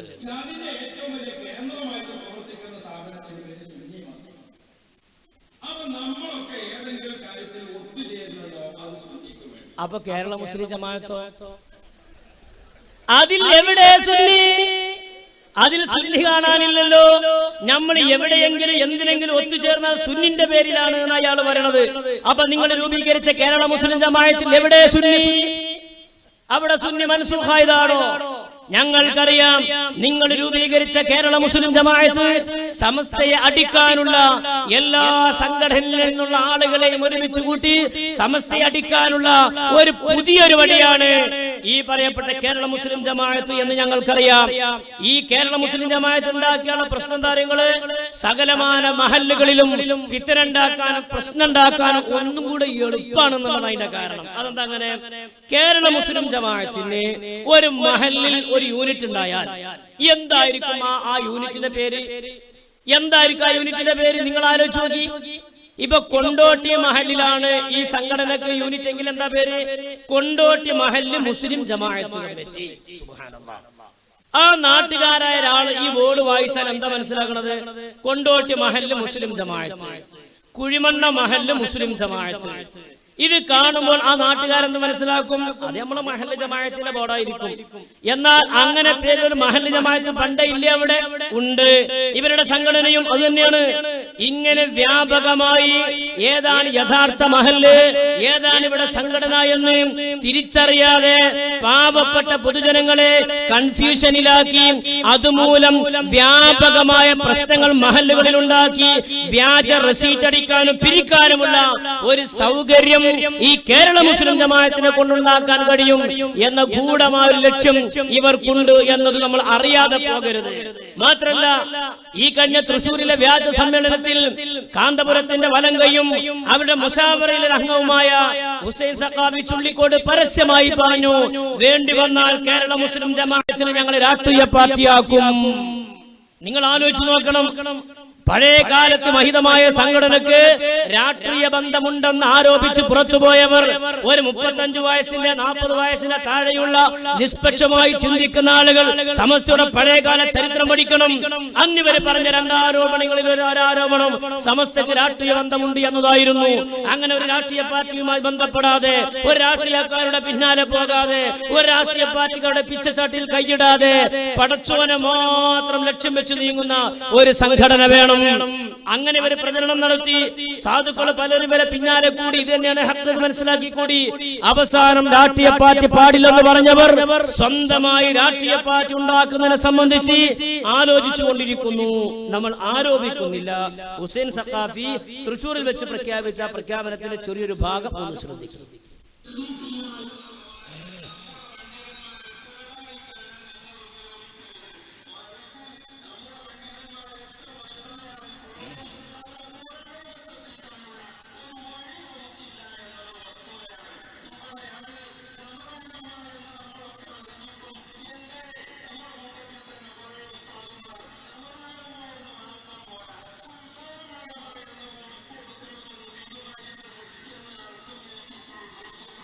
ഏതായാലും അങ്ങാടിയിൽ യോഗം കൂടിയിട്ട് അപ്പൊ ഇങ്ങനത്തെ പേരൊക്കെ കൊടുക്കണേ.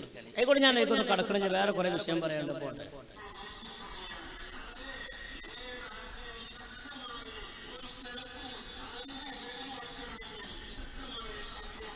അപ്പൊ ഒരു സംഘടനയുടെ ആദർശം വേരുറക്കണമെങ്കിൽ അതിന് നല്ല സപ്പോർട്ട് വേണം. എന്താണ് ഈ സപ്പോർട്ട്? ഈ സപ്പോർട്ട് രാഷ്ട്രീയപരമായ ബന്ധമാണെന്ന് അയാൾ പറയുന്നുണ്ട്. എന്താ ഈ ബോധോദയം പണ്ടില്ലാതെ പോയത്? അപ്പൊ സംഘടന നിലനിൽക്കണമെങ്കിൽ രാഷ്ട്രീയം വേണം. അന്ന് മഹാനായ ശംസുൽ ഉലമ പലപ്പോഴും പറയാറുണ്ടായിരുന്നു, ഭൗതികമായ കാര്യങ്ങൾ നേടിയെടുക്കാൻ, ഇവിടുത്തെ മുസ്ലിം സമുദായത്തിന്റെ അവകാശങ്ങൾ നേടിയെടുക്കാൻ ഇവിടെ രാഷ്ട്രീയ പാർട്ടി ആവശ്യമായിരുന്നു. ഇവിടെ തോട് വേണ്ടേ, റോഡ് വേണ്ടേ, പാലം വേണ്ടേ? വേണം. പാലുണ്ടാവാൻ മുസാഫർക്ക് കത്തെഴുതിയൊന്നും കാര്യമുണ്ടോ? ഇല്ല. അതിനെന്ത് വേണം? രാഷ്ട്രീയക്കാര് വേണം. ഇവിടുത്തെ പള്ളിയിലെ ഉസ്താദിനോട് റോഡിന്റെ കുണ്ടും കുഴിയെ സംബന്ധിച്ച് സംസാരിച്ചൊരു കാര്യമുണ്ടോ? ഇല്ല. അതെന്താ കാര്യമില്ലാത്തത്? അത് മൂപ്പരുടെ അജണ്ടയിൽപ്പെട്ടതല്ല. അതാര് നന്നാക്കണം? ഭരണാധികാരികൾ നന്നാക്കണം. അതാരോട് പറയണം? രാഷ്ട്രീയക്കാരോട് പറയണം. അപ്പൊ രാഷ്ട്രീയം ഇവിടെ വേണ്ടേ? ആവശ്യത്തിനനുസരിച്ച് വേണം. അത് രാഷ്ട്രീയക്കാരുടെ പണിയെടുക്കണം. പണ്ഡിതന്മാരാ ഡ്യൂട്ടിക്ക് പോകരുത്. ഇത് വ്യക്തമായി പണ്ടേ ശംസുൽ പറയാറുള്ളതാണ്. എത്രയോ കൊല്ലങ്ങൾക്ക് ശേഷം ഇവര് പറയാണ്, ആദർശങ്ങളും ആശയങ്ങളൊക്കെ വേറുറച്ച് വ്യക്തമായിട്ട് പറയണമെങ്കിൽ നമുക്ക് നല്ലൊരു ഗ്രൗണ്ട് സപ്പോർട്ട് നമുക്ക് വേണം.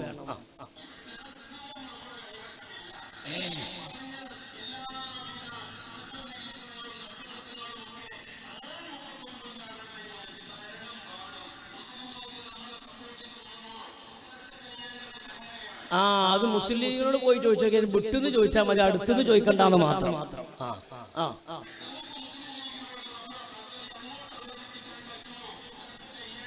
അവതരിപ്പിച്ചു നോക്കി, ഇവൻ അടുത്തുനിന്ന് അവതരിപ്പിക്കരുത് എന്നാണ് ഞാൻ പറയണത്. ഈ നാട്ടുകാർക്ക് പറഞ്ഞു തരേണ്ട ആവശ്യമില്ലല്ലോ.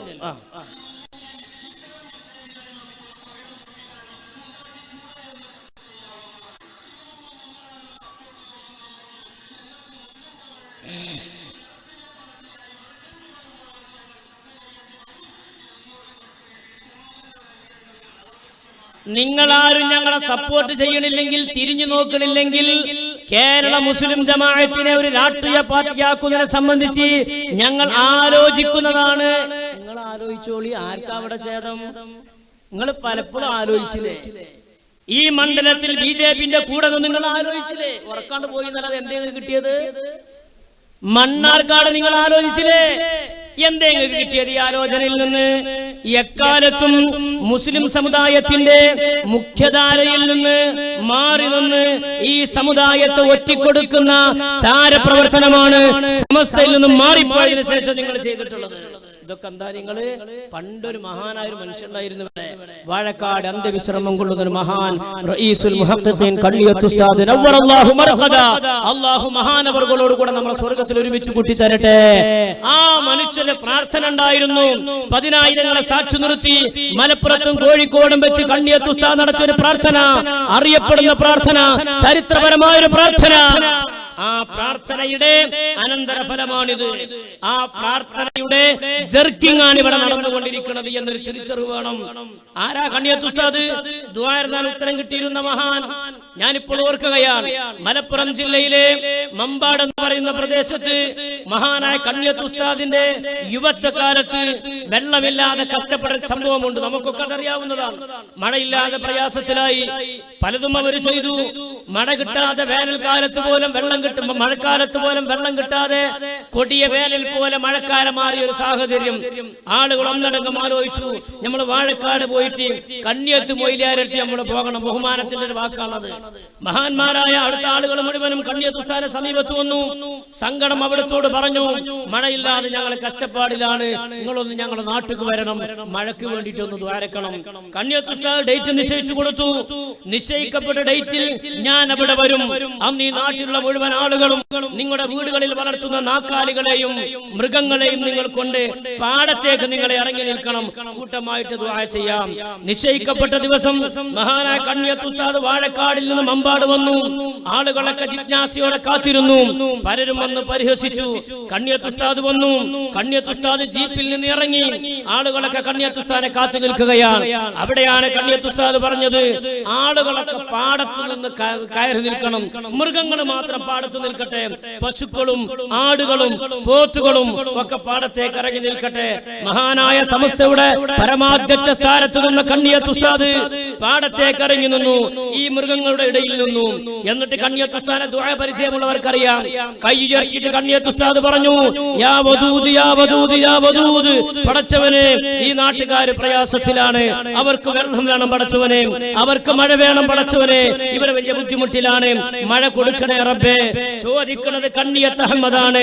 എന്നെ നിനക്കറിയാമല്ലോ പടച്ചവനെ, ഞാനൊരു തെറ്റും ചെയ്തിട്ടില്ല, ഞാനൊരു ഹറാമ് ചെയ്തിട്ടില്ല, ഞാൻ പലിശ വാങ്ങിയില്ല, ഞാൻ ഒരാളുമായി പിണങ്ങിയില്ല, അയൽപക്കക്കാരോട് ഞാൻ പിണങ്ങിയിട്ടില്ല, ഒരു നിസ്കാരം പോലും എനിക്ക് ഖളാ ഇല്ല, ഞാൻ പരിപൂർണ്ണ മുഅ്മിനാണെന്ന് നിനക്കറിയാമല്ലോ പടച്ചവനെ. വകാന ഹഖ്ഖൻ അലൈനാ നസ്റുൽ മുഅ്മിനീൻ, മുഅ്മിനീങ്ങളെ സഹായിക്കുന്നതിന്റെ ബാധ്യതയാണ്. അതുകൊണ്ട് കണ്ണിയത്ത് അഹമ്മദാണ് നിന്നോട് ചോദിക്കുന്നത്, മഴ വേണം പടച്ചവനെ എന്ന് ദുആ ചെയ്ത കണ്ണിയത്ത് ഉസ്താദിന്റെ ദുആ ഇങ്ങനെ നീണ്ടു നിന്നപ്പോഴേക്ക് ആകാശം മേഘാവൃതമായി, മിന്നെറിഞ്ഞു തുടങ്ങി, ഇടിവെട്ടി തുടങ്ങി, ശക്തമായ മഴ പെയ്തതെന്ന് ആ സംഭവത്തിന് സാക്ഷ്യം വഹിച്ച വയോവൃദ്ധർ അടുത്ത കാലം വരെ മമ്പാട് ജീവിച്ചിരുന്നു. ഇത് കറാമത്തിന്റെ മഴയാണ്, ഇത് കറാമത്തിന്റെ കരങ്ങളാണ്. ആ കണ്ണിയത്ത് ഉസ്താദിന്റെ സമീപത്ത് നിന്ന് ഇറങ്ങിപ്പോയവർ ആലോചിച്ച് മാതൃസംഘടനയിലേക്ക് തിരിച്ചു വരണമെന്ന് മാത്രമാണ് ഈ സമയത്ത് ഓർമ്മപ്പെടുത്താനുള്ളത്. എല്ലാവർക്കും അല്ലാഹു തആല ഹഖ് മനസ്സിലാക്കി കൊടുക്കുമാറാകട്ടെ. മഴ പെയ്യുമ്പോ മഴയ്ക്ക് വേണ്ടി ദ്വാരുന്നിട്ട് മഴ പെയ്ച്ച കറാമത്ത് വേറെ പറയാണ്ട് അയക്ക് ഞാനിപ്പോ കിടക്കണില്ല.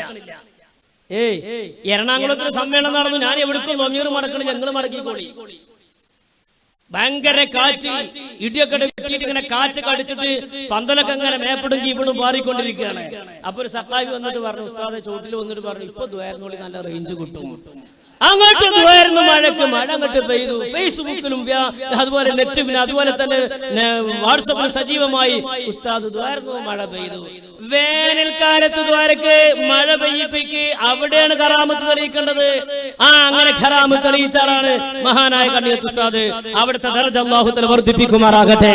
അവിടത്തോട് കൂടെ അല്ലാഹു നമ്മളെ സ്വർഗ്ഗത്തിൽ ഒരുമിച്ച് കൂട്ടി തരുമാറാകട്ടെ. ആ കണ്ണിയത്ത് ഉസ്താദ് പണ്ട് ദ്വാരുന്നിട്ടുണ്ട്. ആ കണ്ണിയത്ത് ഉസ്താദിന്റെ പ്രാർത്ഥന നമ്മളാരും മറക്കരുത്. എത്രയോ കൊല്ലങ്ങൾക്ക് മുമ്പ് കണ്ണിയത്ത് ഉസ്താദ് പ്രാർത്ഥിച്ചത്, ആ പ്രാർത്ഥിച്ചതിന് പിറ്റേ ദിവസം പത്രത്തിൽ വന്നു. എന്നാ ഡേറ്റ് കാര്യങ്ങള് 1988 ഡിസംബർ മാസം 25-ാം തീയതി പത്രങ്ങളിലൊക്കെ പ്രാർത്ഥന വന്നു. മാതൃഭൂമിയിൽ വന്നു, മനോരമയിൽ വന്നു. 1988 ഡിസംബർ 25-ാം തീയതി നടത്തിയ പ്രാർത്ഥന. ആ പ്രാർത്ഥനയുടെ വോയിസ് നിങ്ങളൊന്ന് കേൾക്കും. പലപ്പോഴും നിങ്ങൾ കേട്ടതായിരിക്കും, എന്നാലും നിങ്ങളൊന്ന് കേൾക്കും.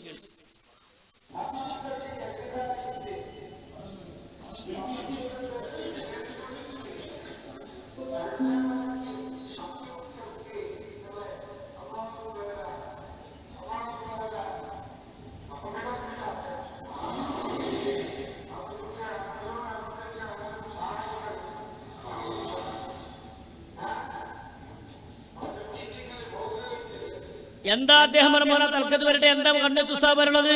സമസ്തക്കെതിരെ പ്രവർത്തിക്കുന്നവരെ നിങ്ങൾ സഹായിക്കരുത്, അവരുടെ കൂടെ നിങ്ങൾ കൂടരുത്. അന്ന് പുറത്തിറങ്ങിയ പത്രത്തിലെ വാർത്താതാരങ്ങളുടെ ഹെഡിങ് ഇങ്ങനെയായിരുന്നു: സമസ്തക്കെതിരെ കേസ് കൊടുത്തവരെ പുറംതള്ളുക കണ്ണിയത്ത്. 1958 ഡിസംബർ 25-ാം തീയതിയിലെ പത്രത്തിലെ ഹെഡിങ് അതായിരുന്നു. എന്തായിരുന്നു വാർത്ത ഉണ്ടായിരുന്നത്? കേരള മുസ്ലിങ്ങളുടെ അനിഷേധ്യ സഭയായ സമസ്ത മുഷാവറക്കെതിരെ കേസ് കൊടുത്തവരെ സർവരും പുറംതള്ളണമെന്ന് റഈസുൽ മുഹഖഖീൻ കണ്ണിയത്ത് അഹമ്മദ് മുസ്ലിയാർ പരസ്യമായി വസിയത്ത് ചെയ്തു. അന്നത്തെ പത്രത്തിലെ ലഫ്ളാണ് വസിയത്ത് ചെയ്തു.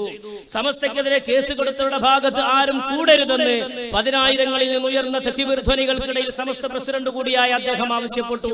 സമസ്ത പ്രസിഡന്റിനെ 1-ാം പ്രതിയും ജനറൽ സെക്രട്ടറി ശംസുലമയെ 2-ാം പ്രതിയുമായി കേസ് കൊടുത്തവരെ ആരും സഹായിക്കുകയും അവരോടൊപ്പം ആരും കൂടുകയും ചെയ്യരുതെന്ന് വയോധികനായ പണ്ഡിത കേസരി അഭ്യർത്ഥിച്ചു. പിളർപ്പന്മാരെ എല്ലാ രംഗത്തും ജനങ്ങൾ പുറംതള്ളണം അദ്ദേഹം ആഹ്വാനം ചെയ്തു. മൈതാനിൽ നിറഞ്ഞൊഴുകിയ ജനങ്ങൾ തക്ബീർ ധ്വനികളോടെ അതിയെതിരേറ്റു. അന്നത്തെ പത്രവാർത്തയാണ്. സമസ്തക്കെതിരെ കേസ് കൊടുത്തവരാരും സഹായിക്കരുത്, അവരുടെ കൂടെ കൂടുകയും ചെയ്യരുത്. അള്ളാഹു അവരെ മുഖം കെടുത്തട്ടെ. കണ്ണിയത്ത് ഉസ്താദിന്റെ പ്രാർത്ഥന വരട്ടെ.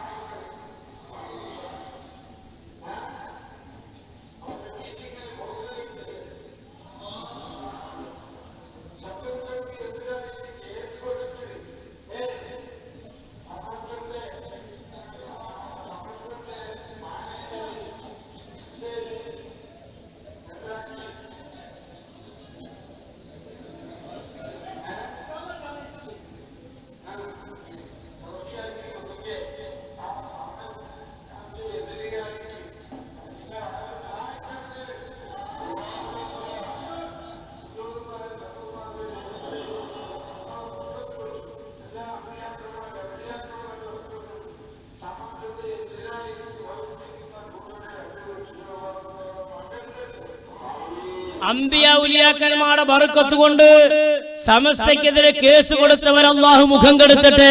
കണ്ണിയത്ത് ഉസ്താദിന്റെ പ്രാർത്ഥന. ആകാശത്തിന്റെ ചുവട്ടിൽ ഭൂമിക്ക് മുകളിൽ അങ്ങനെ ഒരു പ്രാർത്ഥന നടന്നെങ്കിൽ 10,000-ങ്ങൾ ആമീൻ പറഞ്ഞെങ്കിൽ അതിന്റെ ജർക്കിംഗ് ആണ് നടന്നുകൊണ്ടിരിക്കുന്നത്. അപ്പൊ ഈ പ്രാർത്ഥനയുടെ ഓഡിയോ ഇന്ന് ലഭ്യമാണ്. കണ്ണിയത്ത് ഉസ്താദ് അങ്ങനെ പ്രാർത്ഥിച്ചിട്ടുണ്ട്. പക്ഷേ അങ്ങനെ കണ്ണിയത്ത് ഉസ്താദ് കേടായി പ്രാർത്ഥിച്ചവരാണ് ഞങ്ങൾ എന്ന് പൊതുജന മധ്യത്തിൽ പരസ്യമാവുകയും അങ്ങനെ ഒരു കുരുത്തക്കേടിന്റെ ഭാഗം ഞങ്ങൾക്ക് കിട്ടിയെന്ന് മനസ്സിലാക്കിയ ഈ വിഭാഗത്തിന്റെ പ്രമുഖനായ നേതാവ് അടുത്ത ദിവസങ്ങളിലായി നടത്തിയ പ്രസംഗത്തിൽ പേരുടെ സഖാഫി പറയാണ്: കണ്ണിയത്ത് ഉസ്താദ് അങ്ങനെ ദ്വാരന്നിട്ടില്ല, കണ്ണിയത്ത് ഉസ്താദ് അങ്ങനെ ദ്വാരക്കൂല, കണ്ണിയത്ത് ഉസ്താദ് അങ്ങനെ ദ്വാരക്കൂല, അങ്ങനെ ദ്വാരക്കരുത് എന്ന് ബുഖാരിയിലെ ഇന്ന അധ്യായത്തിലുണ്ട്. അത് അദ്ദേഹം പറയട്ടെ, എന്നിട്ട് എനിക്കൊന്ന് പറയാം.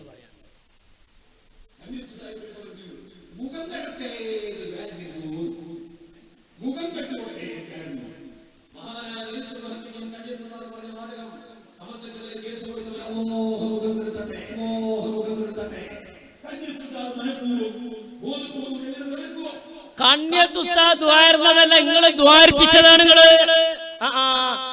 കണ്ണിയത്ത് ഉസ്താദ് ദ്വാരുന്നു എന്ന് പറയണ്ട. കണ്ണിയത്ത് ഉസ്താദിനെ കൊണ്ട് നിങ്ങൾ ദ്വാ ചെയ്യിപ്പിച്ചു.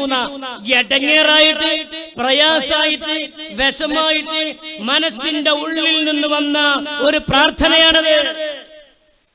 അതല്ലാതെ കണ്ണിയത്ത് ഉസ്താദിനെ വലിയ മുണ്ടും തോളിലിട്ടിട്ട് ഇങ്ങനെ പ്രാർത്ഥിക്കാൻ നടത്തുന്നല്ല. മനസ്സ് ഇടങ്ങേറാവുമ്പോണ്ടാവും ഒരു പ്രാർത്ഥന, ആ ഒരു പ്രാർത്ഥനയാണത്. പറയണില്ല ദ്വാരന്നിട്ടുണ്ട്, അതങ്ങനെ ദ്വാരക്കൂല നിങ്ങൾ പറഞ്ഞിട്ട് കാര്യമുണ്ട്. ഹബീബ് ദ്വാരന്നിട്ടുണ്ട്, ആ ദ്വാ നിങ്ങിപ്പോ അതില്ല ഇല്ല എന്ന് പറഞ്ഞ കാര്യമുണ്ട്. മുണ്ടാതെ നിൽക്കല്ലേ നല്ലത്.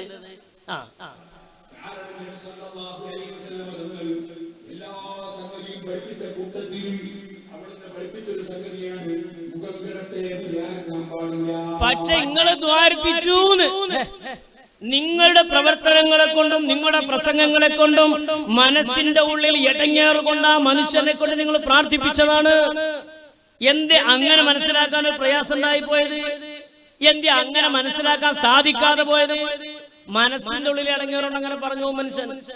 അങ്ങനെ പറഞ്ഞു എന്നാല് മഹാനായ കണ്ണിയത്ത് ഉസ്താദ് അങ്ങനെ പ്രാർത്ഥിച്ചോ ഇല്ലേ എന്നത് നിങ്ങൾ ആലോചിക്കേണ്ടതാണ്. എന്നാ ശംസുൽ ഉലമ തങ്ങളെ പറ്റി പറഞ്ഞത് എന്താ? ശംസുൽ ഉലമ പറഞ്ഞത് ഇപ്പൊ ശംസുൽ ഉലമയെ സംബന്ധിച്ചൊക്കെ നിങ്ങൾ വിമർശിക്കേണ്ടി വരുന്നു ഞങ്ങൾക്കറിയാം. മഹാനായ ശംസുൽ ഉലമ പറഞ്ഞെന്താ? നിങ്ങള് സമസ്ത ഒരു ഇലാഹിയായ സംഘടനയാണ്, ഈ സമസ്തനെ തൊട്ട് കളിക്കാൻ വരണ്ട, അത് തീ കൊള്ളിക്കൊണ്ട് തലചൊറിയലാണ്. സമസ്ത ആരെങ്കിലും തൊട്ട് കളിച്ചാൽ അവരെ ഞങ്ങൾ അറസ്റ്റ് ചെയ്യും. ഞങ്ങൾ എന്ന് പറഞ്ഞാൽ അള്ളാഹുവിന്റെ ഔലിയാക്കന്മാർ അവർ അറസ്റ്റ് ചെയ്യും എന്നാണ് ആ പറഞ്ഞതിനർത്ഥം. ഔലിയാക്കന്മാർക്ക് ഡൽഹി പോലീസിന്റെ ആവശ്യമില്ല, ഔലിയാക്കന്മാർ അവർ അറസ്റ്റ് ചെയ്യും. മഹാനായ ശംസുൽ ഉലമയുടെ പണ്ടത്തെ ഒരു പ്രസംഗമാണത്. അതൊന്ന് കേൾക്കിങ്ങള്.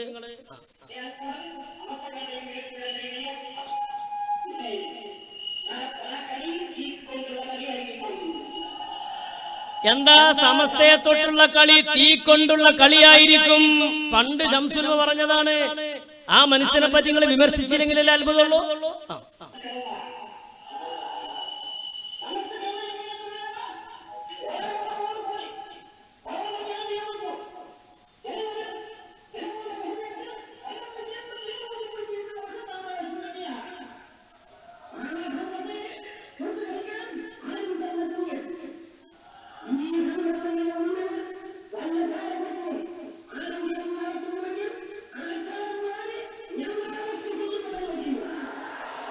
സമസ്ത കേരള ജംഇയ്യത്തുൽ ഉലമയിൽ ആരെങ്കിലും ചാരപ്പണി നടത്തിയാൽ ആ ചാരന്മാരെ ഞങ്ങൾ അറസ്റ്റ് ചെയ്യും.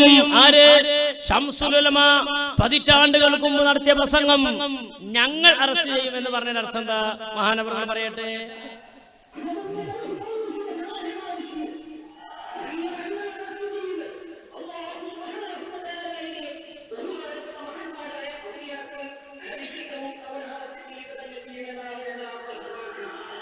മഹാന്മാരായ ഔലിയാക്കന്മാർ അറസ്റ്റ് ചെയ്യും. എന്താണ് പറഞ്ഞതിനർത്ഥം? ഔലിയാക്കന്മാരുടെ, പടച്ചോനെ പേടിയുള്ളവരുടെ, ആഖിറത്തിൽ രക്ഷപ്പെടണമെന്ന് ആഗ്രഹിക്കുന്നവരുടെ ഒരാളുടെ പോലും പിന്തുണ കിട്ടാത്ത രൂപത്തിൽ എടുക്കാൻ പറ്റാത്ത നാണയം പോലെ ആ സംഘടന അധപ്പതിച്ചു പോകുമെന്ന് മഹാനായ ശംസുൽ ഉലമ പണ്ട് പറഞ്ഞിട്ടുണ്ട്. അതാണ് ആ പറഞ്ഞതിന്റെ അർത്ഥം. ഒരാളെ പിന്തുണ പോലും ഉണ്ടാവൂല. എങ്ങനത്തെ ആള്? ആഖിറത്തിൽ രക്ഷപ്പെടണമെന്ന് ആഗ്രഹിക്കുന്ന, ആഖിറത്ത് നന്നാകണമെന്ന് ആഗ്രഹിക്കുന്ന ഒരാളുടെ പോലും പിന്തുണ ഉണ്ടാവൂല. അതൊക്കെ ആ പ്രസംഗത്തിന്റെയും ആ പ്രാർത്ഥനയുടെയും ഗുരുത്തക്കേടാണ്. ഏറ്റവും അവസാനം ഞാൻ നേരത്തെ പറഞ്ഞ തൃശ്ശൂരിലെ സമ്മേളനം, അതുമായി ബന്ധപ്പെട്ട് സുന്നി വോയിസിൽ ഒരു ഫീച്ചർ ഇറക്കി. അതായത് സമ്മേളന പ്രചരണാർത്ഥം സ്പെഷ്യൽ സുന്നി വോയിസ് പുറത്തിറക്കിയവർ ഈ തൃശ്ശൂരിലെ വ്യാജ സമ്മേളനത്തിന്റെ പ്രചരണാർത്ഥം. അതിലെ തുടക്കത്തിൽ തന്നെ അവർ ഈ സമ്മേളനം അങ്ങനെ പരിചയപ്പെടുത്തിയതാണ്. കേരള ജംഇയ്യത്തുൽ ഉലമ ഇത്ര വർഷമായി, കേരള ജംഇയ്യത്തുൽ ഉലമ ഇത്ര വർഷമായി, കേരള ജംഇയ്യത്തുൽ ഉലമ അങ്ങനത്തെ സേവനം ചെയ്തു, ഇങ്ങനത്തെ സേവനം ചെയ്തു, ഒക്കെ കേരള ജംഇയ്യത്തുൽ ഉലമ സമസ്ത എഴുതാൻ അവർ വിട്ടുപോയി. കാരണം കേരള ജംഇയ്യത്ത് സുന്നി ജംഇയ്യത്തുൽ ഉലമ എഴുതാണെങ്കിൽ ഇത് വിട്ടുപോകൂല. കാരണം പഠിച്ചവരെ അങ്ങനെ ഒരു മറുപടി അവർക്ക് കൊടുക്കൂല, നമ്മൾ മനസ്സിലാക്കണം. പക്ഷെ കേരള ജംഇയ്യത്തുൽ ഉലമ, കേരള ജംഇയ്യത്തുൽ ഉലമ എന്നാണ് എഴുതിയത്. ഇങ്ങനെ അവർ പ്രസിദ്ധീകരിച്ച് ഈ കോപ്പി എല്ലാ സ്ഥലത്തെത്തിയപ്പോ വിദേശത്തു നിന്ന് ഒരാള് സുന്നി വോയിസിന്റെ ഓഫീസിലേക്ക് ഫോൺ ചെയ്തു. അല്ല, നമ്മളെ സുന്നി വോയിസിൽ ഇങ്ങനെ കേരള ജംഇയ്യത്തുൽ ഉലമ എന്നാണ് കൊടുത്തത്, കേരള ജംഇയ്യത്തുൽ ഉലമ മുജാഹിദിന്റെ സംഘടനയാണല്ലോ, നമ്മൾ സമസ്ത കേരള സുന്നി ജംഇയ്യത്തുൽ ഉലമയാണല്ലോ, അതിൽ സമസ്തയും വിട്ടു സുന്നിയും വിട്ടു, ഇത് വലിയ പ്രശ്നമല്ലേ, എന്താ ഇപ്പൊ ഇതിങ്ങനെ സംഭവിച്ചത്? അപ്പോ സുന്നി വോയിസിന്റെ ഓഫീസിന് ചോദിക്കാണ്, ആരാ വിളിക്കണത്, നാട് എവിടെയാണ്, ജോലി എവിടെയാണ്, പേരെന്താണ്, ആധാർ നമ്പർ എത്രയാണ്? അപ്പൊ വിളിക്കണ ആള് ചോദിച്ചു ആധാർ നമ്പറും പേരും അവിടെ നിൽക്കട്ടെ, ഞാൻ ഈ ചോദിച്ച ചോദ്യത്തിന് മറുപടി പറയും. അപ്പൊ അയാൾ പറഞ്ഞത് എഡിറ്റ് ചെയ്തപ്പോ വിട്ടുപോയതാണ്. അപ്പൊ ഫോൺ വിളിച്ച ആള് ചോദിച്ചു എഡിറ്റ് ചെയ്തപ്പോ എന്താ വിട്ടത്? സമസ്താന്ന് വിട്ടു. അപ്പൊ നിങ്ങൾ എന്താ ചേർത്ത് കൊടുക്കാൻ പോകുന്നത്? സമസ്താന്ന് ചേർത്ത് കൊടുക്കും. അപ്പൊ എന്താ പറയാ? സമസ്ത കേരള ജംഇയ്യത്തുൽ ഉലമ. അപ്പൊ ഇയാൾ ചോദിച്ചു സമസ്ത കേരള ജംഇയ്യത്തുൽ ഉലമ എന്ന പേരിൽ ഇവിടെ സംഘടന വേറെ ഉണ്ടല്ലോ, ആലിക്കുട്ടി ഉസ്താദ് സെക്രട്ടറിയും താങ്കൾ ജിഫ്രി താങ്കൾ പ്രസിഡന്റ് വരെ സംഘടന ഉണ്ടല്ലോ, അപ്പൊ നമ്മൾ വീണ്ടും തിരുത്തേണ്ടി വരൂലേ എന്നൊരു ചോദ്യം ഫോൺ വിളിച്ചിട്ട് സുന്നി വോയിസ് ഓഫീസിലേക്ക് അടുത്ത ദിവസം വിളിച്ചൊരു ഫോൺ കോൾ നിങ്ങൾ കേൾക്കി. രസകരമായ ചില വിഷയങ്ങൾ അതിലൂടെ ശരിക്കും ശ്രദ്ധിച്ചാലേ മനസ്സിലാവും.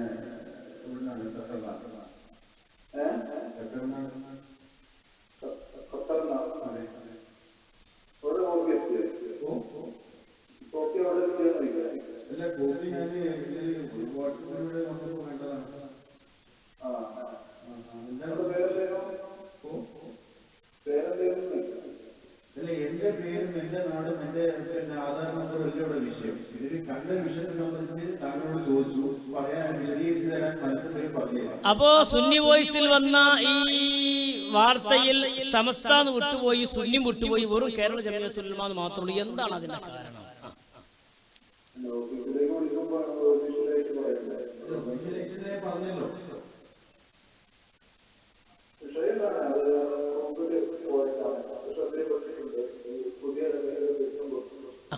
അത് പ്രൂഫിൽ വിട്ടുപോയതാണ്, സമസ്ത എന്നുള്ളത് വിട്ടുപോയതാണ്. അത് അടുത്ത ലക്കത്തിൽ തിരുത്തു കൊടുക്കും. ഒരു മാന്യമായ പ്രതികരണമാണ്. എന്നിട്ട്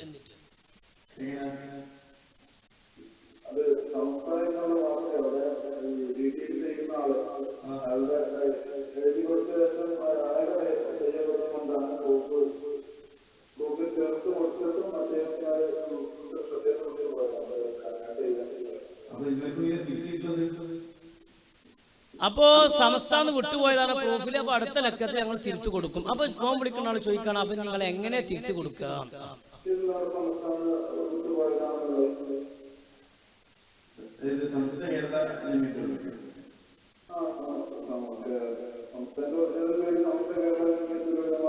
അതെ അതെ അതങ്ങനെ തന്നെയാണ്, അതിന് സംശയമൊന്നുമില്ല.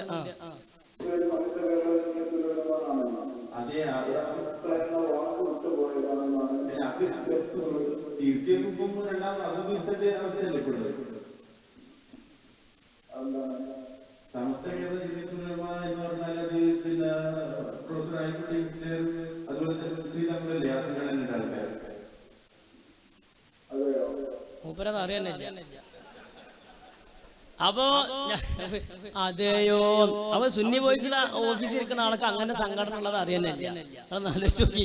അപ്പൊ അദ്ദേഹത്തോട് പറയാം, അപ്പൊ നമ്മളെ സമസ്ത തിരുത്തിയാൽ ഇപ്പൊ നമ്മളെ സംഘടന ഇപ്പൊ സമസ്ത കേരള ജംഇയ്യത്തുൽ ഉലമ എന്നല്ലേ വരിക, അങ്ങനെ ഒരു പേര് ആലിക്കുട്ടി ഉസ്താദ് സെക്രട്ടറി തങ്ങൾ പ്രസിഡന്റ് ഒരു സംഘടന ഉണ്ടല്ലോ എന്ന് ചോദിച്ചപ്പോ അയാൾ പറയണേ അതെയോ അങ്ങനെ ഉണ്ടോ.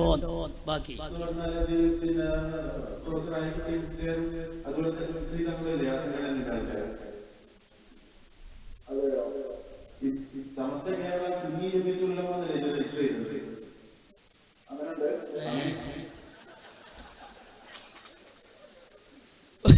ഒരു ഉത്തരവാദപ്പെട്ട പ്രസിദ്ധീകരണത്തിന്റെ ഓഫീസുള്ള ഒരാൾ പറയാണ് നമ്മളെ സംഘടന സമസ്തയുള്ള സുന്നി ജംഇയ്യത്തുൽ ഉലമ എന്നല്ല രജിസ്റ്റർ ചെയ്ത്.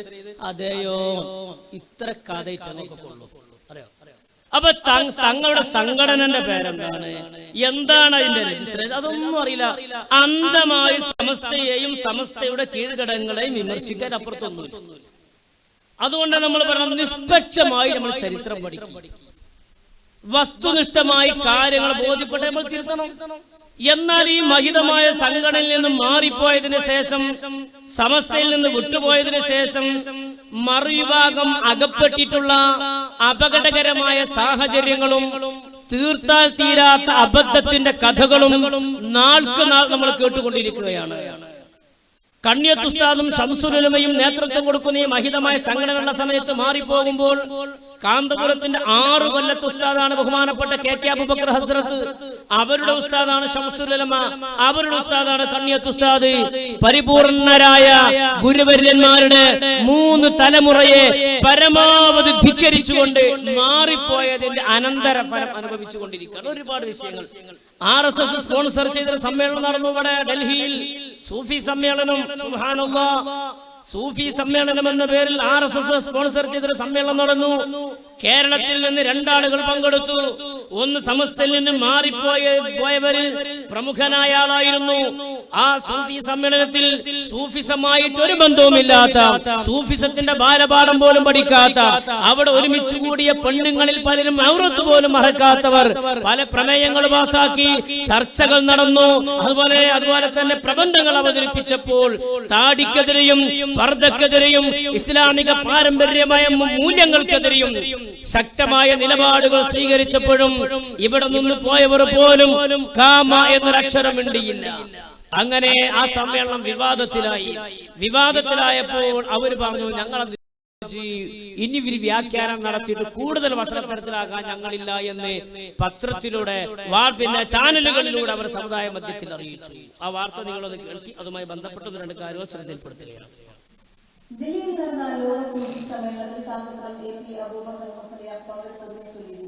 ഏതാ വിവാദമില്ലാത്ത?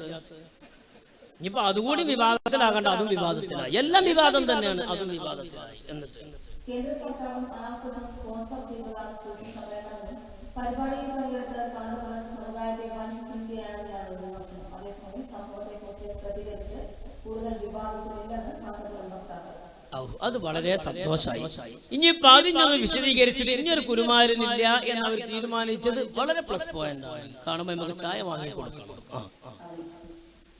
കഴിഞ്ഞ ദിവസം ഡൽഹി വിജ്ഞാൻ ഭവനിലും ഗാന്ധിയ മൈതാനത്തുമായാണ് ലോക സൂഫി സമ്മേളനം നടന്നത്. ഓൾ ഇന്ത്യ ഉലമായും മശായിഖുകളും ലോക സൂഫി ഫോറവുമാണ് പ്രത്യക്ഷത്തിൽ പരിപാടി സംഘടിപ്പിച്ചതെങ്കിലും പിന്നിൽ സംഘപരിവാരം അഖില ലോക സൂഫികളുടെ വലിയ ഉസ്താദാണ്. മൂപ്പര നേതൃത്വത്തിലാണ് സൂഫി സമ്മേളനം അവിടെ നടന്നത്. പരിപാടിയിൽ പ്രധാനമന്ത്രി നരേന്ദ്രമോദി പ്രത്യേക ക്ഷണിതമായിരുന്നു. സമ്മേളനത്തിൽ കേരളത്തിലെ പ്രമുഖ മുസ്ലിം പണ്ഡിതനായ കാന്തപുരം KK അബൂബക്കർ മുസ്ലിയാർ പങ്കെടുത്തതാണ് വിവാദമായത്. രാജ്യത്ത് ന്യൂനപക്ഷങ്ങൾ വേട്ടയാടപ്പെടുമ്പോഴും മോദിക്കൊപ്പം നിന്ന് കടലിലാക്കുന്നുണ്ടാക്കുകയാണ് കാന്തപുരത്തിന്റെ ലക്ഷ്യമെന്ന് ജമാഅത്തെ ഇസ്ലാമി അസിസ്റ്റന്റ് അമീർ ഷെയ്ഖ് മുഹമ്മദ് കാലത്ത് വിമർശിച്ചു. ഓരോ സംഘടനയും അതിനെ വിമർശിച്ചു.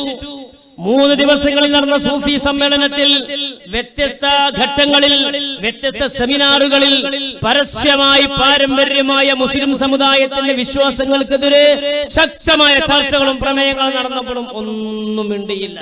മിണ്ടാത്തിനൊക്കെ പല കാരണങ്ങളുണ്ട്. കിട്ടുന്നത് പലതും മുടങ്ങുന്നു എഴുതിയിട്ടാണ്. ഏതായാലിരിക്കട്ടെ, ആ സൂഫി സമ്മേളനം സമാപിച്ചു. 3ാമത്തെ ദിവസം സുബ്ഹാനല്ലാഹ്, സാധാരണ ഒരു പഠന ക്ലാസ് സമാപിക്കുമ്പോൾ ഒരു 3 സ്വലാത്ത്, ഒരു വയല് സമാപിക്കുമ്പോൾ ചുരുങ്ങിയത് 11 സ്വലാത്തുൽ യാസീനും ചൊല്ലും. ഇനി 27 രാവിലെ ദുആയാണെങ്കിലോ ഒരുപാട് ദിക്റും ഒരുപാട് ദുആയൊക്കെ നടത്തിയിട്ട് സമാപിക്കും. എന്നാൽ സൂഫി സമ്മേളനം സമാപിച്ചത് എങ്ങനെയാ അറിയുകൾ? നമ്മൾ വിശദീകരിക്കണില്ല. അതിന്റെ സമാപന ചടങ്ങൊന്ന് കണ്ടോളികൾ. എല്ലാ സൂഫിയാക്കളും ഉണ്ട്.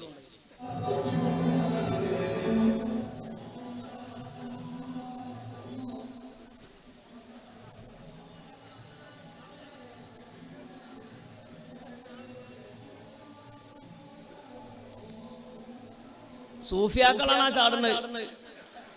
ചാടട്ടെ ചാടട്ടെ ചാടട്ടെ.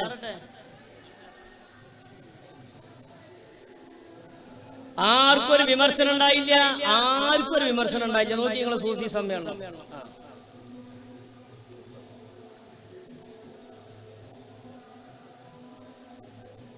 എന്താ പോടാന്നാ തോന്നുന്നത്. വന്നവരോടൊക്കെ പോടാന്നിട്ട് പറഞ്ഞവർക്ക് നമുക്കറിയില്ല. ഈ സൂഫി സമ്മേളന സമാപന ചടങ്ങ് അത് നമ്മൾ മാറി നിന്നതിന് ശേഷം വ്യാപകമായ ക്രമക്കേട്, ആദർശപരമായ എല്ലാതും ഒക്കെ ക്രമക്കേട്. ഞാൻ അതിലേക്കൊന്നും കടക്കുന്നില്ല. വളരെ പ്രധാനപ്പെട്ട ചില കാര്യങ്ങൾ ശ്രദ്ധയിൽപ്പെടുത്തുകയാണ്. പുണ്യപ്രവാചകരുടെ നേരത്തെ പ്രസംഗങ്ങളിലൊക്കെ അത് പരാമർശിച്ചിട്ടുണ്ട്.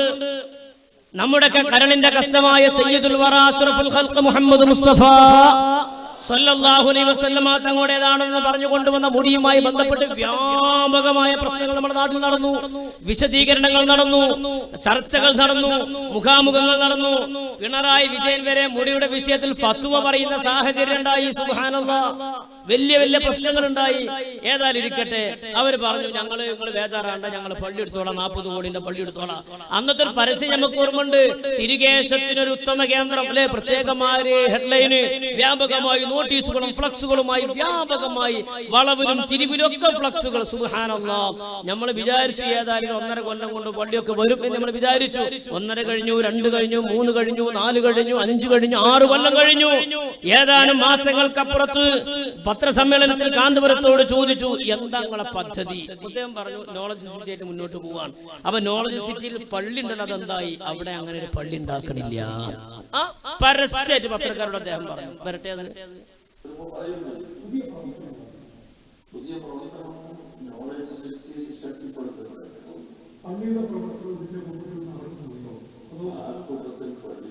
അത് തവള മുണുങ്ങിപ്പോയതാണ്. അപ്പൊ നോളജ് സിറ്റിയുടെ പണി നടക്കുന്നുണ്ട്, പള്ളി അതിലില്ല. എന്നാ മോന ഫോട്ടോ വരട്ടെ. വ്യാപകമായി അവർ പ്രചരിപ്പിച്ചിരുന്ന ഫോട്ടോ നമ്മൾ മറക്കരുത്. 50, 100, 25, 50, 100 നിലകളുള്ള ബിൽഡിങ്ങുകൾ, ഹോസ്പിറ്റലുകൾ, പദ്ധതികൾ അങ്ങനെയാക്കും എങ്ങനെയാക്കും, വലിയ പദ്ധതികൾ. സെൻട്രൽ താജ്മഹലിനെ പോലെ നാണിപ്പിക്കുന്ന സുന്ദരമായ ഒരു പള്ളി ഇങ്ങനെ ഉണ്ടാകുന്നതാണ് അവർ വ്യാപകമായി പ്രചരിപ്പിച്ചത്. വർഷങ്ങൾ പലത് കഴിഞ്ഞു, അതിന്റെ യാതൊരു ഇഷാർത്തും കാണാനില്ല. അപ്പൊ പത്രക്കാർ ചോദിച്ചു, മോനെ വരട്ടെ, പത്രസമ്മേളനം വരട്ടെ. പത്രക്കാർ ചോദിച്ചു, ആ പള്ളി, ആ നോളജ് സിറ്റി അത് നടന്നുകൊണ്ടിരിക്കും, പള്ളി അതിന്റെ ഉള്ളിൽ പള്ളിയില്ല. പിന്നെ പള്ളി എവിടെയാണെന്ന് അദ്ദേഹം തന്നെ പറയട്ടെ. അപ്പൊ പള്ളി ഞങ്ങൾ കോഴിക്കോട് ഞങ്ങൾ വേറെ ഉണ്ടാക്കും, നോളജ് സിറ്റിയിലെ പള്ളി അത് നിങ്ങൾ കാണില്ല.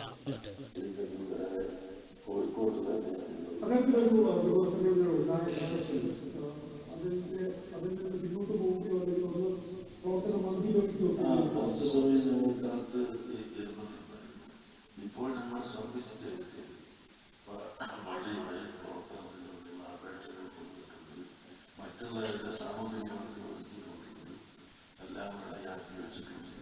അപേക്ഷകൾ വളരെ സമർപ്പിച്ചു വെച്ചിട്ടുണ്ട്. അത് അനുകൂലമായി വിളിച്ചു വെച്ച് ഉടനെ ആരംഭിച്ച് ഉടനെ.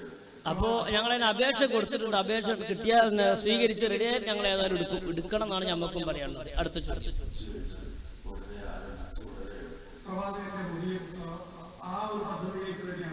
അടുത്ത ചോദ്യം, അങ്ങനെ പള്ളി നിങ്ങൾ നിർമ്മിക്കുകയാണെങ്കിൽ പ്രവാചകന്റെ മുടി എന്ന പദ്ധതിയിലേക്ക് തന്നെയാണോ പോകുന്നത്? അതായത് ആ മുടി സൂക്ഷിക്കാനുള്ള പള്ളി നാളുകൾ പണ്ട് പറഞ്ഞത് ആ പദ്ധതി തന്നെയാണോ നിങ്ങൾ പോകുന്നത് എന്നാണ് അടുത്ത ചോദ്യം.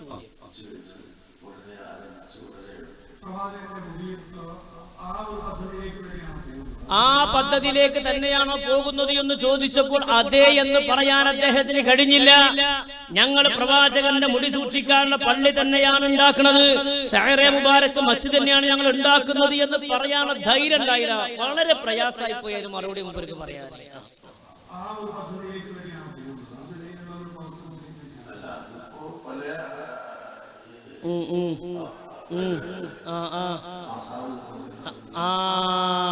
അപ്പൊ ഞങ്ങൾ ഷഹറെ മുബാരക്ക് എന്ന പദ്ധതിക്കല്ല, ആസാർ എന്നൊരു പദ്ധതിയിലേക്കാണ്.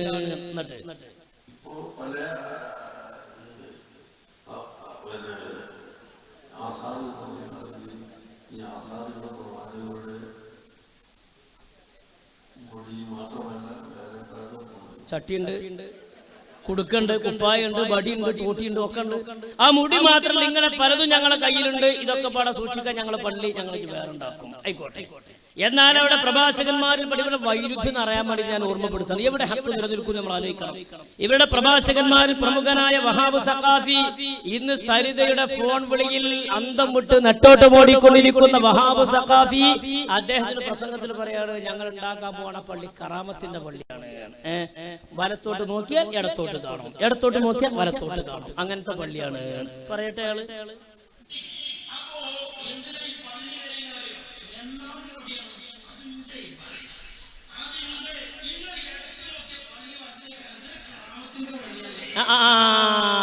അങ്ങനെ വന്ന എങ്ങനെ മനുഷ്യന്മാരെ കയറുക? ഇത് വലത്തോട്ട് നോക്കുമ്പോ പള്ളി ഇടത്തോട്ട്, അപ്പൊ ഇടത്തുകൂടെ കയറാൻ നോക്കുമ്പോ പള്ളി വലത്തോട്ട്. ദുന്യാവുന്ന അതിൽ കയറാൻ കഴിയോ പള്ളിയിൽ? നിങ്ങൾ ആലോചിച്ച് നോക്കി, ഇജാതി കറാമത്തിന്റെ പള്ളിയിൽ മനുഷ്യന്മാരെങ്ങനെ കയറുന്നത്? അപ്പൊ ഇടത്ത് നോക്കിയാൽ വലത്ത് കാണും, വലത്ത് നോക്കിയാൽ ഇടത്ത് കാണും. എന്നിട്ട് ഇക്കാമത്ത് മൈക്കിയെ കൊടുക്കും, അന്ന് നാട്ടിലൊക്കെ കേൾക്കും, അന്ന് പോയാൽ മതി, അതുവരെ കാണൂല. അങ്ങനത്തെ കറാമത്തിന്റെ പള്ളിയാണിത്. വേറൊരു സഖാഫി, പത്തപ്പിരിയം സഖാഫി, ഞങ്ങൾ ഉണ്ടാക്കാൻ പോകുന്നത് ഉസ്താദിന് സ്മാരകാണ്.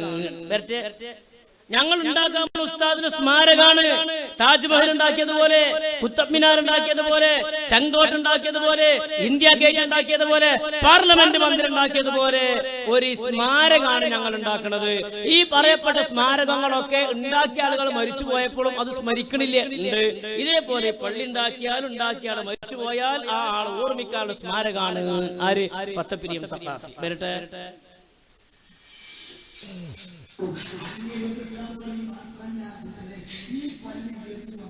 വന്നാ ഞമ്മക്കൊക്കെ കാണാൻ അത്രേ ഉള്ളൂ.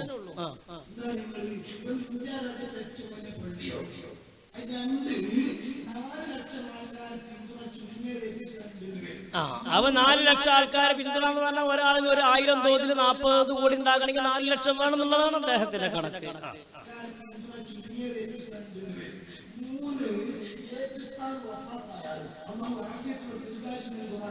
നല്ല നിലക്കാണെങ്കിൽ അതൊക്കെ ആവശ്യമാണ്, അല്ലെങ്കിൽ ഒന്നും വേണ്ടെന്നുള്ള അഭിപ്രായം എന്റെ അഭിപ്രായം എന്നാ ഞാൻ പറഞ്ഞത്. ഞാൻ പറഞ്ഞു കൊടുത്താൽ മതി, അപ്പുറത്തും ആരും ബാക്ക് പിന്നാലെ കൂടണ്ട.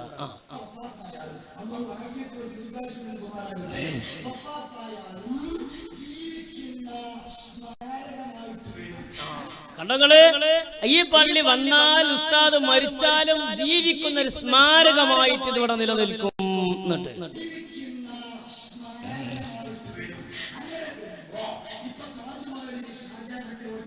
ഉണ്ടാക്കി. അപ്പൊ ഷാജഹാൻ ചക്രവർത്തി മരിച്ചാലും മൂപ്പര് ഓർമ്മ വരും. എന്തുമെന്ന് നോക്കിയാല്, താജ്മഹൽ നോക്കിയാല്,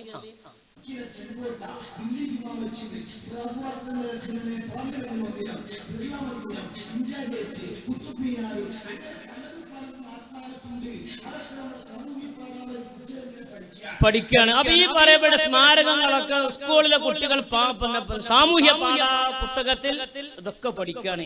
ഇങ്ങനെ ഇതും ഒരു പാഠ്യപദ്ധതിയിൽ വരും.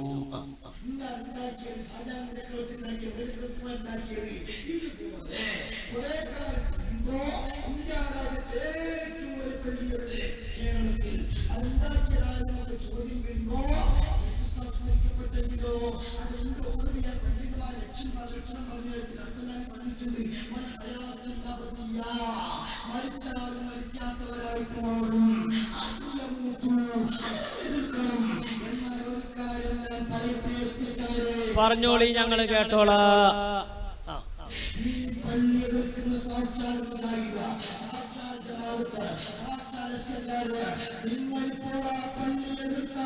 ഇനി അദ്ദേഹം പറഞ്ഞ കാര്യങ്ങള് എല്ലാരും എതിർത്താലും ആ പള്ളി വന്നാൽ ഒരു 100 കൊല്ലം കഴിഞ്ഞാൽ കേരളത്തിലെ സാമൂഹ്യ പാഠാവലിയിൽ ഒരു പാഠ്യ വിഷയമായിരിക്കും അത്ര ഈ പള്ളി.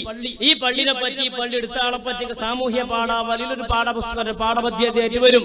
അങ്ങനെ കാലം കുറെ കഴിയുമ്പോൾ ഈ പാഠപുസ്തകത്തിൽ ഇതിനെ സംബന്ധിച്ച് പഠിക്കുന്ന സാഹചര്യം വരും. അങ്ങനെ പരീക്ഷയ്ക്ക് വരുമ്പോൾ ഒരു ചോദ്യം, എന്താ ചോദ്യം? കേരളത്തിലെ വലിയ പള്ളി എവിടെ, അതുണ്ടാക്കിയത് ആരും ചോദ്യം വരുമ്പോൾ SKSSFന്റെ കുട്ടികളുടെ കൈകളെ കൊണ്ട് കാന്തപുരത്തിന്റെ പേര് ഞങ്ങൾ ഉത്തര പേപ്പറിൽ എഴുതിക്കും. അല്ലാഹു അക്ബർ. ഒരു മനുഷ്യൻ പ്രസംഗിക്കാൻ പറയട്ടെ അദ്ദേഹം.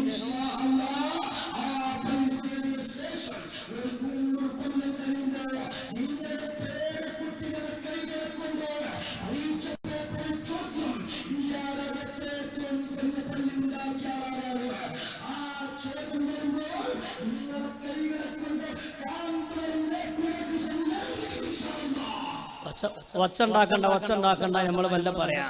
എന്താ അദ്ദേഹം പറയണത്? അങ്ങനെ കാന്തപുരത്തിന്റെ പേര് ഞങ്ങൾ എഴുതിക്കുന്നല്ലേ. എന്നാ ഞാനൊരു കാര്യം കൂടി പറയാണ്.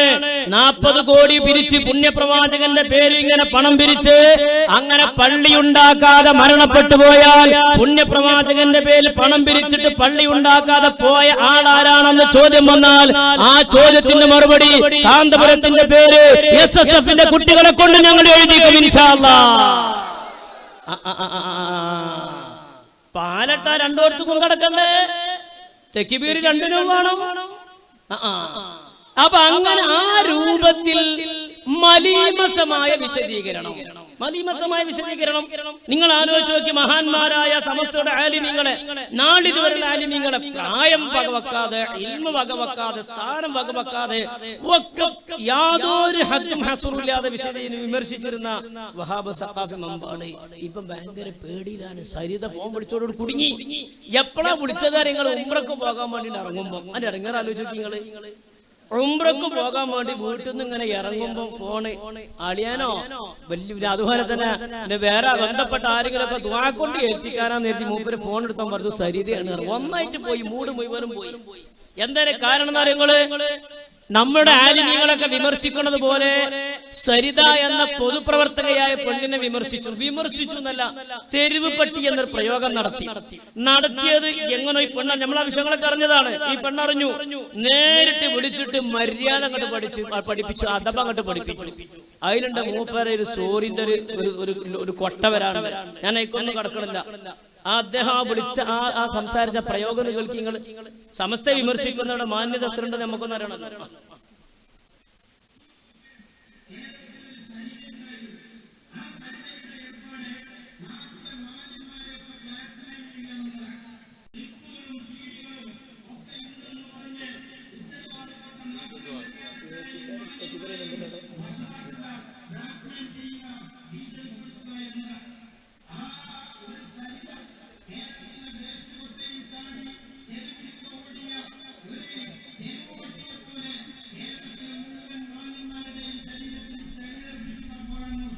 കണ്ടോങ്ങള്, ഒരു സ്ത്രീയെ സംബന്ധിച്ച് ഒരു മതപ്രബോധകൻ എന്ന് അവകാശപ്പെടുന്നവർ തെരുവ് പട്ടി എന്നൊരു പ്രയോഗം നടത്തി.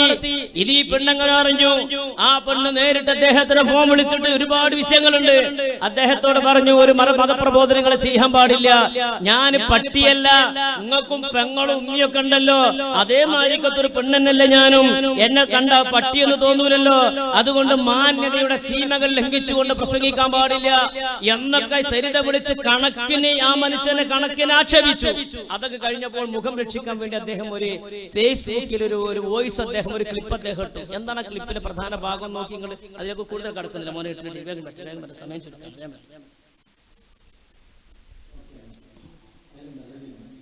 റെഡി തന്നെ പറ്റിയാണ്.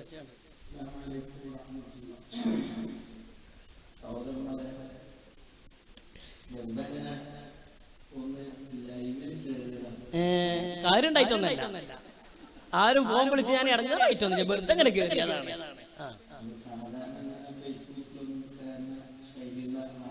പാവാണ്, ഹദ്ദാദും റാത്തിബും ആയിട്ട് നടക്കുന്ന ആളാണ്. ഫേസ്ബുക്ക് മൂപ്പർക്ക് അറിയല്ലേ.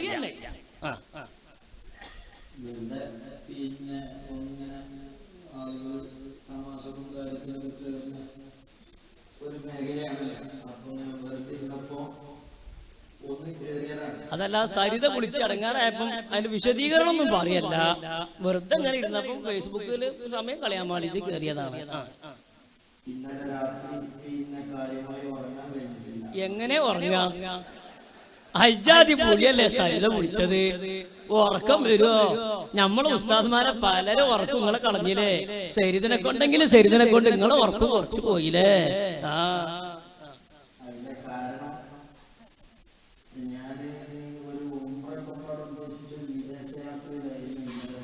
അതിനൊന്നും ഉറങ്ങാതെക്കണം. അപ്പൊ ഇനി ഉംറക്ക് ഉപയോഗിച്ചാൽ തലേന്ന് ഉറങ്ങാതെക്കണം. നമ്മളും പോയി ഇടക്കിടക്കൊക്കെ.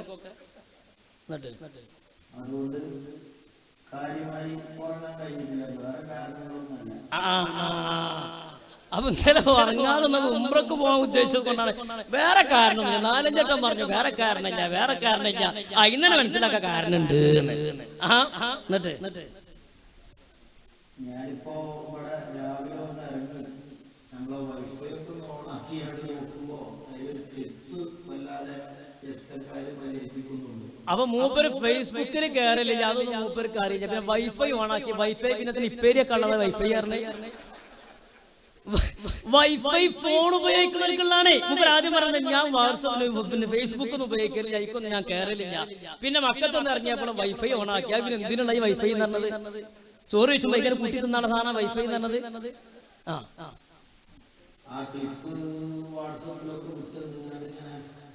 നാളിലെ ചോദ്യം എല്ലാവരും ചോദിക്കുന്നത് ചോദിക്കൂലേ നാരിയോനെ പിന്നെ നാരിയോന് എന്നല്ലാതെ പിന്നെ പേറിയോന് എന്നാ പറയുന്നത്. നാറികളെ മാനസികമായിട്ട് ആ വീട്ടിൽ തകരാറും മാനസികമായിട്ട് നാറിനുണ്ടായിട്ടെന്ന് ഉറപ്പന്നല്ലേ. അതെങ്ങനെ നിങ്ങൾ കേൾക്കണത്? നാറിനോൽക്കല്ല നാറിന്ന് അറിയുള്ളൂ. പിന്നെ അപ്പോ വ്യക്തിപരമായ ചില കാര്യങ്ങൾ നമുക്ക് വെക്കാം എന്ന് വിചാരിച്ചിട്ടാണ് ഇപ്പൊ ഫേസ്ബുക്കിൽ വന്നത്. ഞാൻ കഴിഞ്ഞ 2-3 ദിവസം മുമ്പ് കോട്ടക്കലിൽ വെച്ച് ഒരു പ്രസംഗം നടത്തിയിരുന്നു. ആ പ്രസംഗം നടത്തിയപ്പോ പിന്നെ മതരംഗത്ത് ചിലർ അടുത്ത കാലത്ത് ഈ സമ്പ്രദായത്തെ കുറിച്ച് സംസാരിച്ചതിന്റെ ഇടയിൽ ഒരു സ്ത്രീ പേര് ഞാൻ എന്റെ പ്രസംഗത്തിൽ പരാമർശിച്ചില്ല. സ്ത്രീ പേര് പരാമർശിച്ചതല്ല വിഷയമായത്. വിഷയം ഇയാൾ കോട്ടിമാട്ടാണ്. സ്ത്രീ പേര് പരാമർശിച്ചോളി, സരിത എന്ന് 10 വട്ടം പറഞ്ഞോളി, സരിതക്ക് സന്തോഷം ഉണ്ടാവുള്ളൂ. അവിടെ സ്ത്രീ പേരല്ല, ആ സ്ത്രീയെ പട്ടി എന്ന് വിളിച്ചതാണ് പ്രശ്നം. പട്ടി എന്നാണോ സരിതന്റെ പേര്? അല്ലല്ലോ. ഇയാള് അത് കോട്ടിമാറ്റാണ്.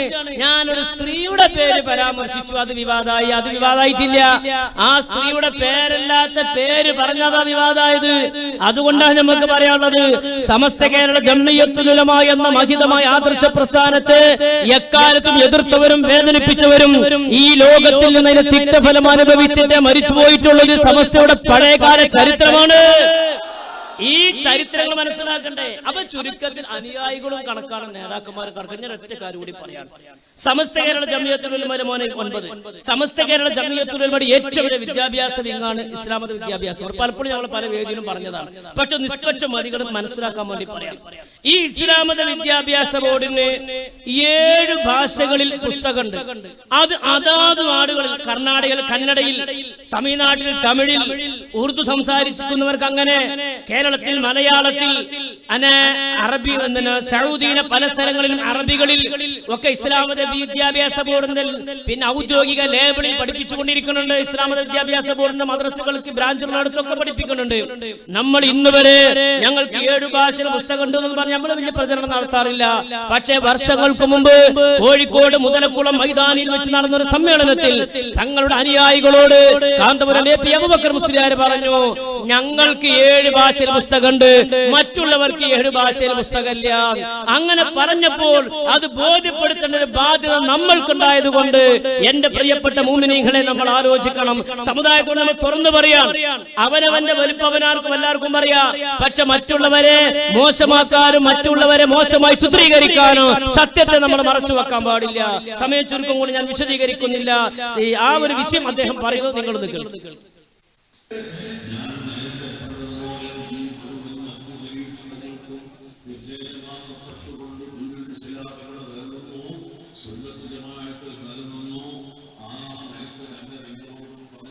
അവിടെ ഇത് ശ്രദ്ധിക്കാം. സൗണ്ട്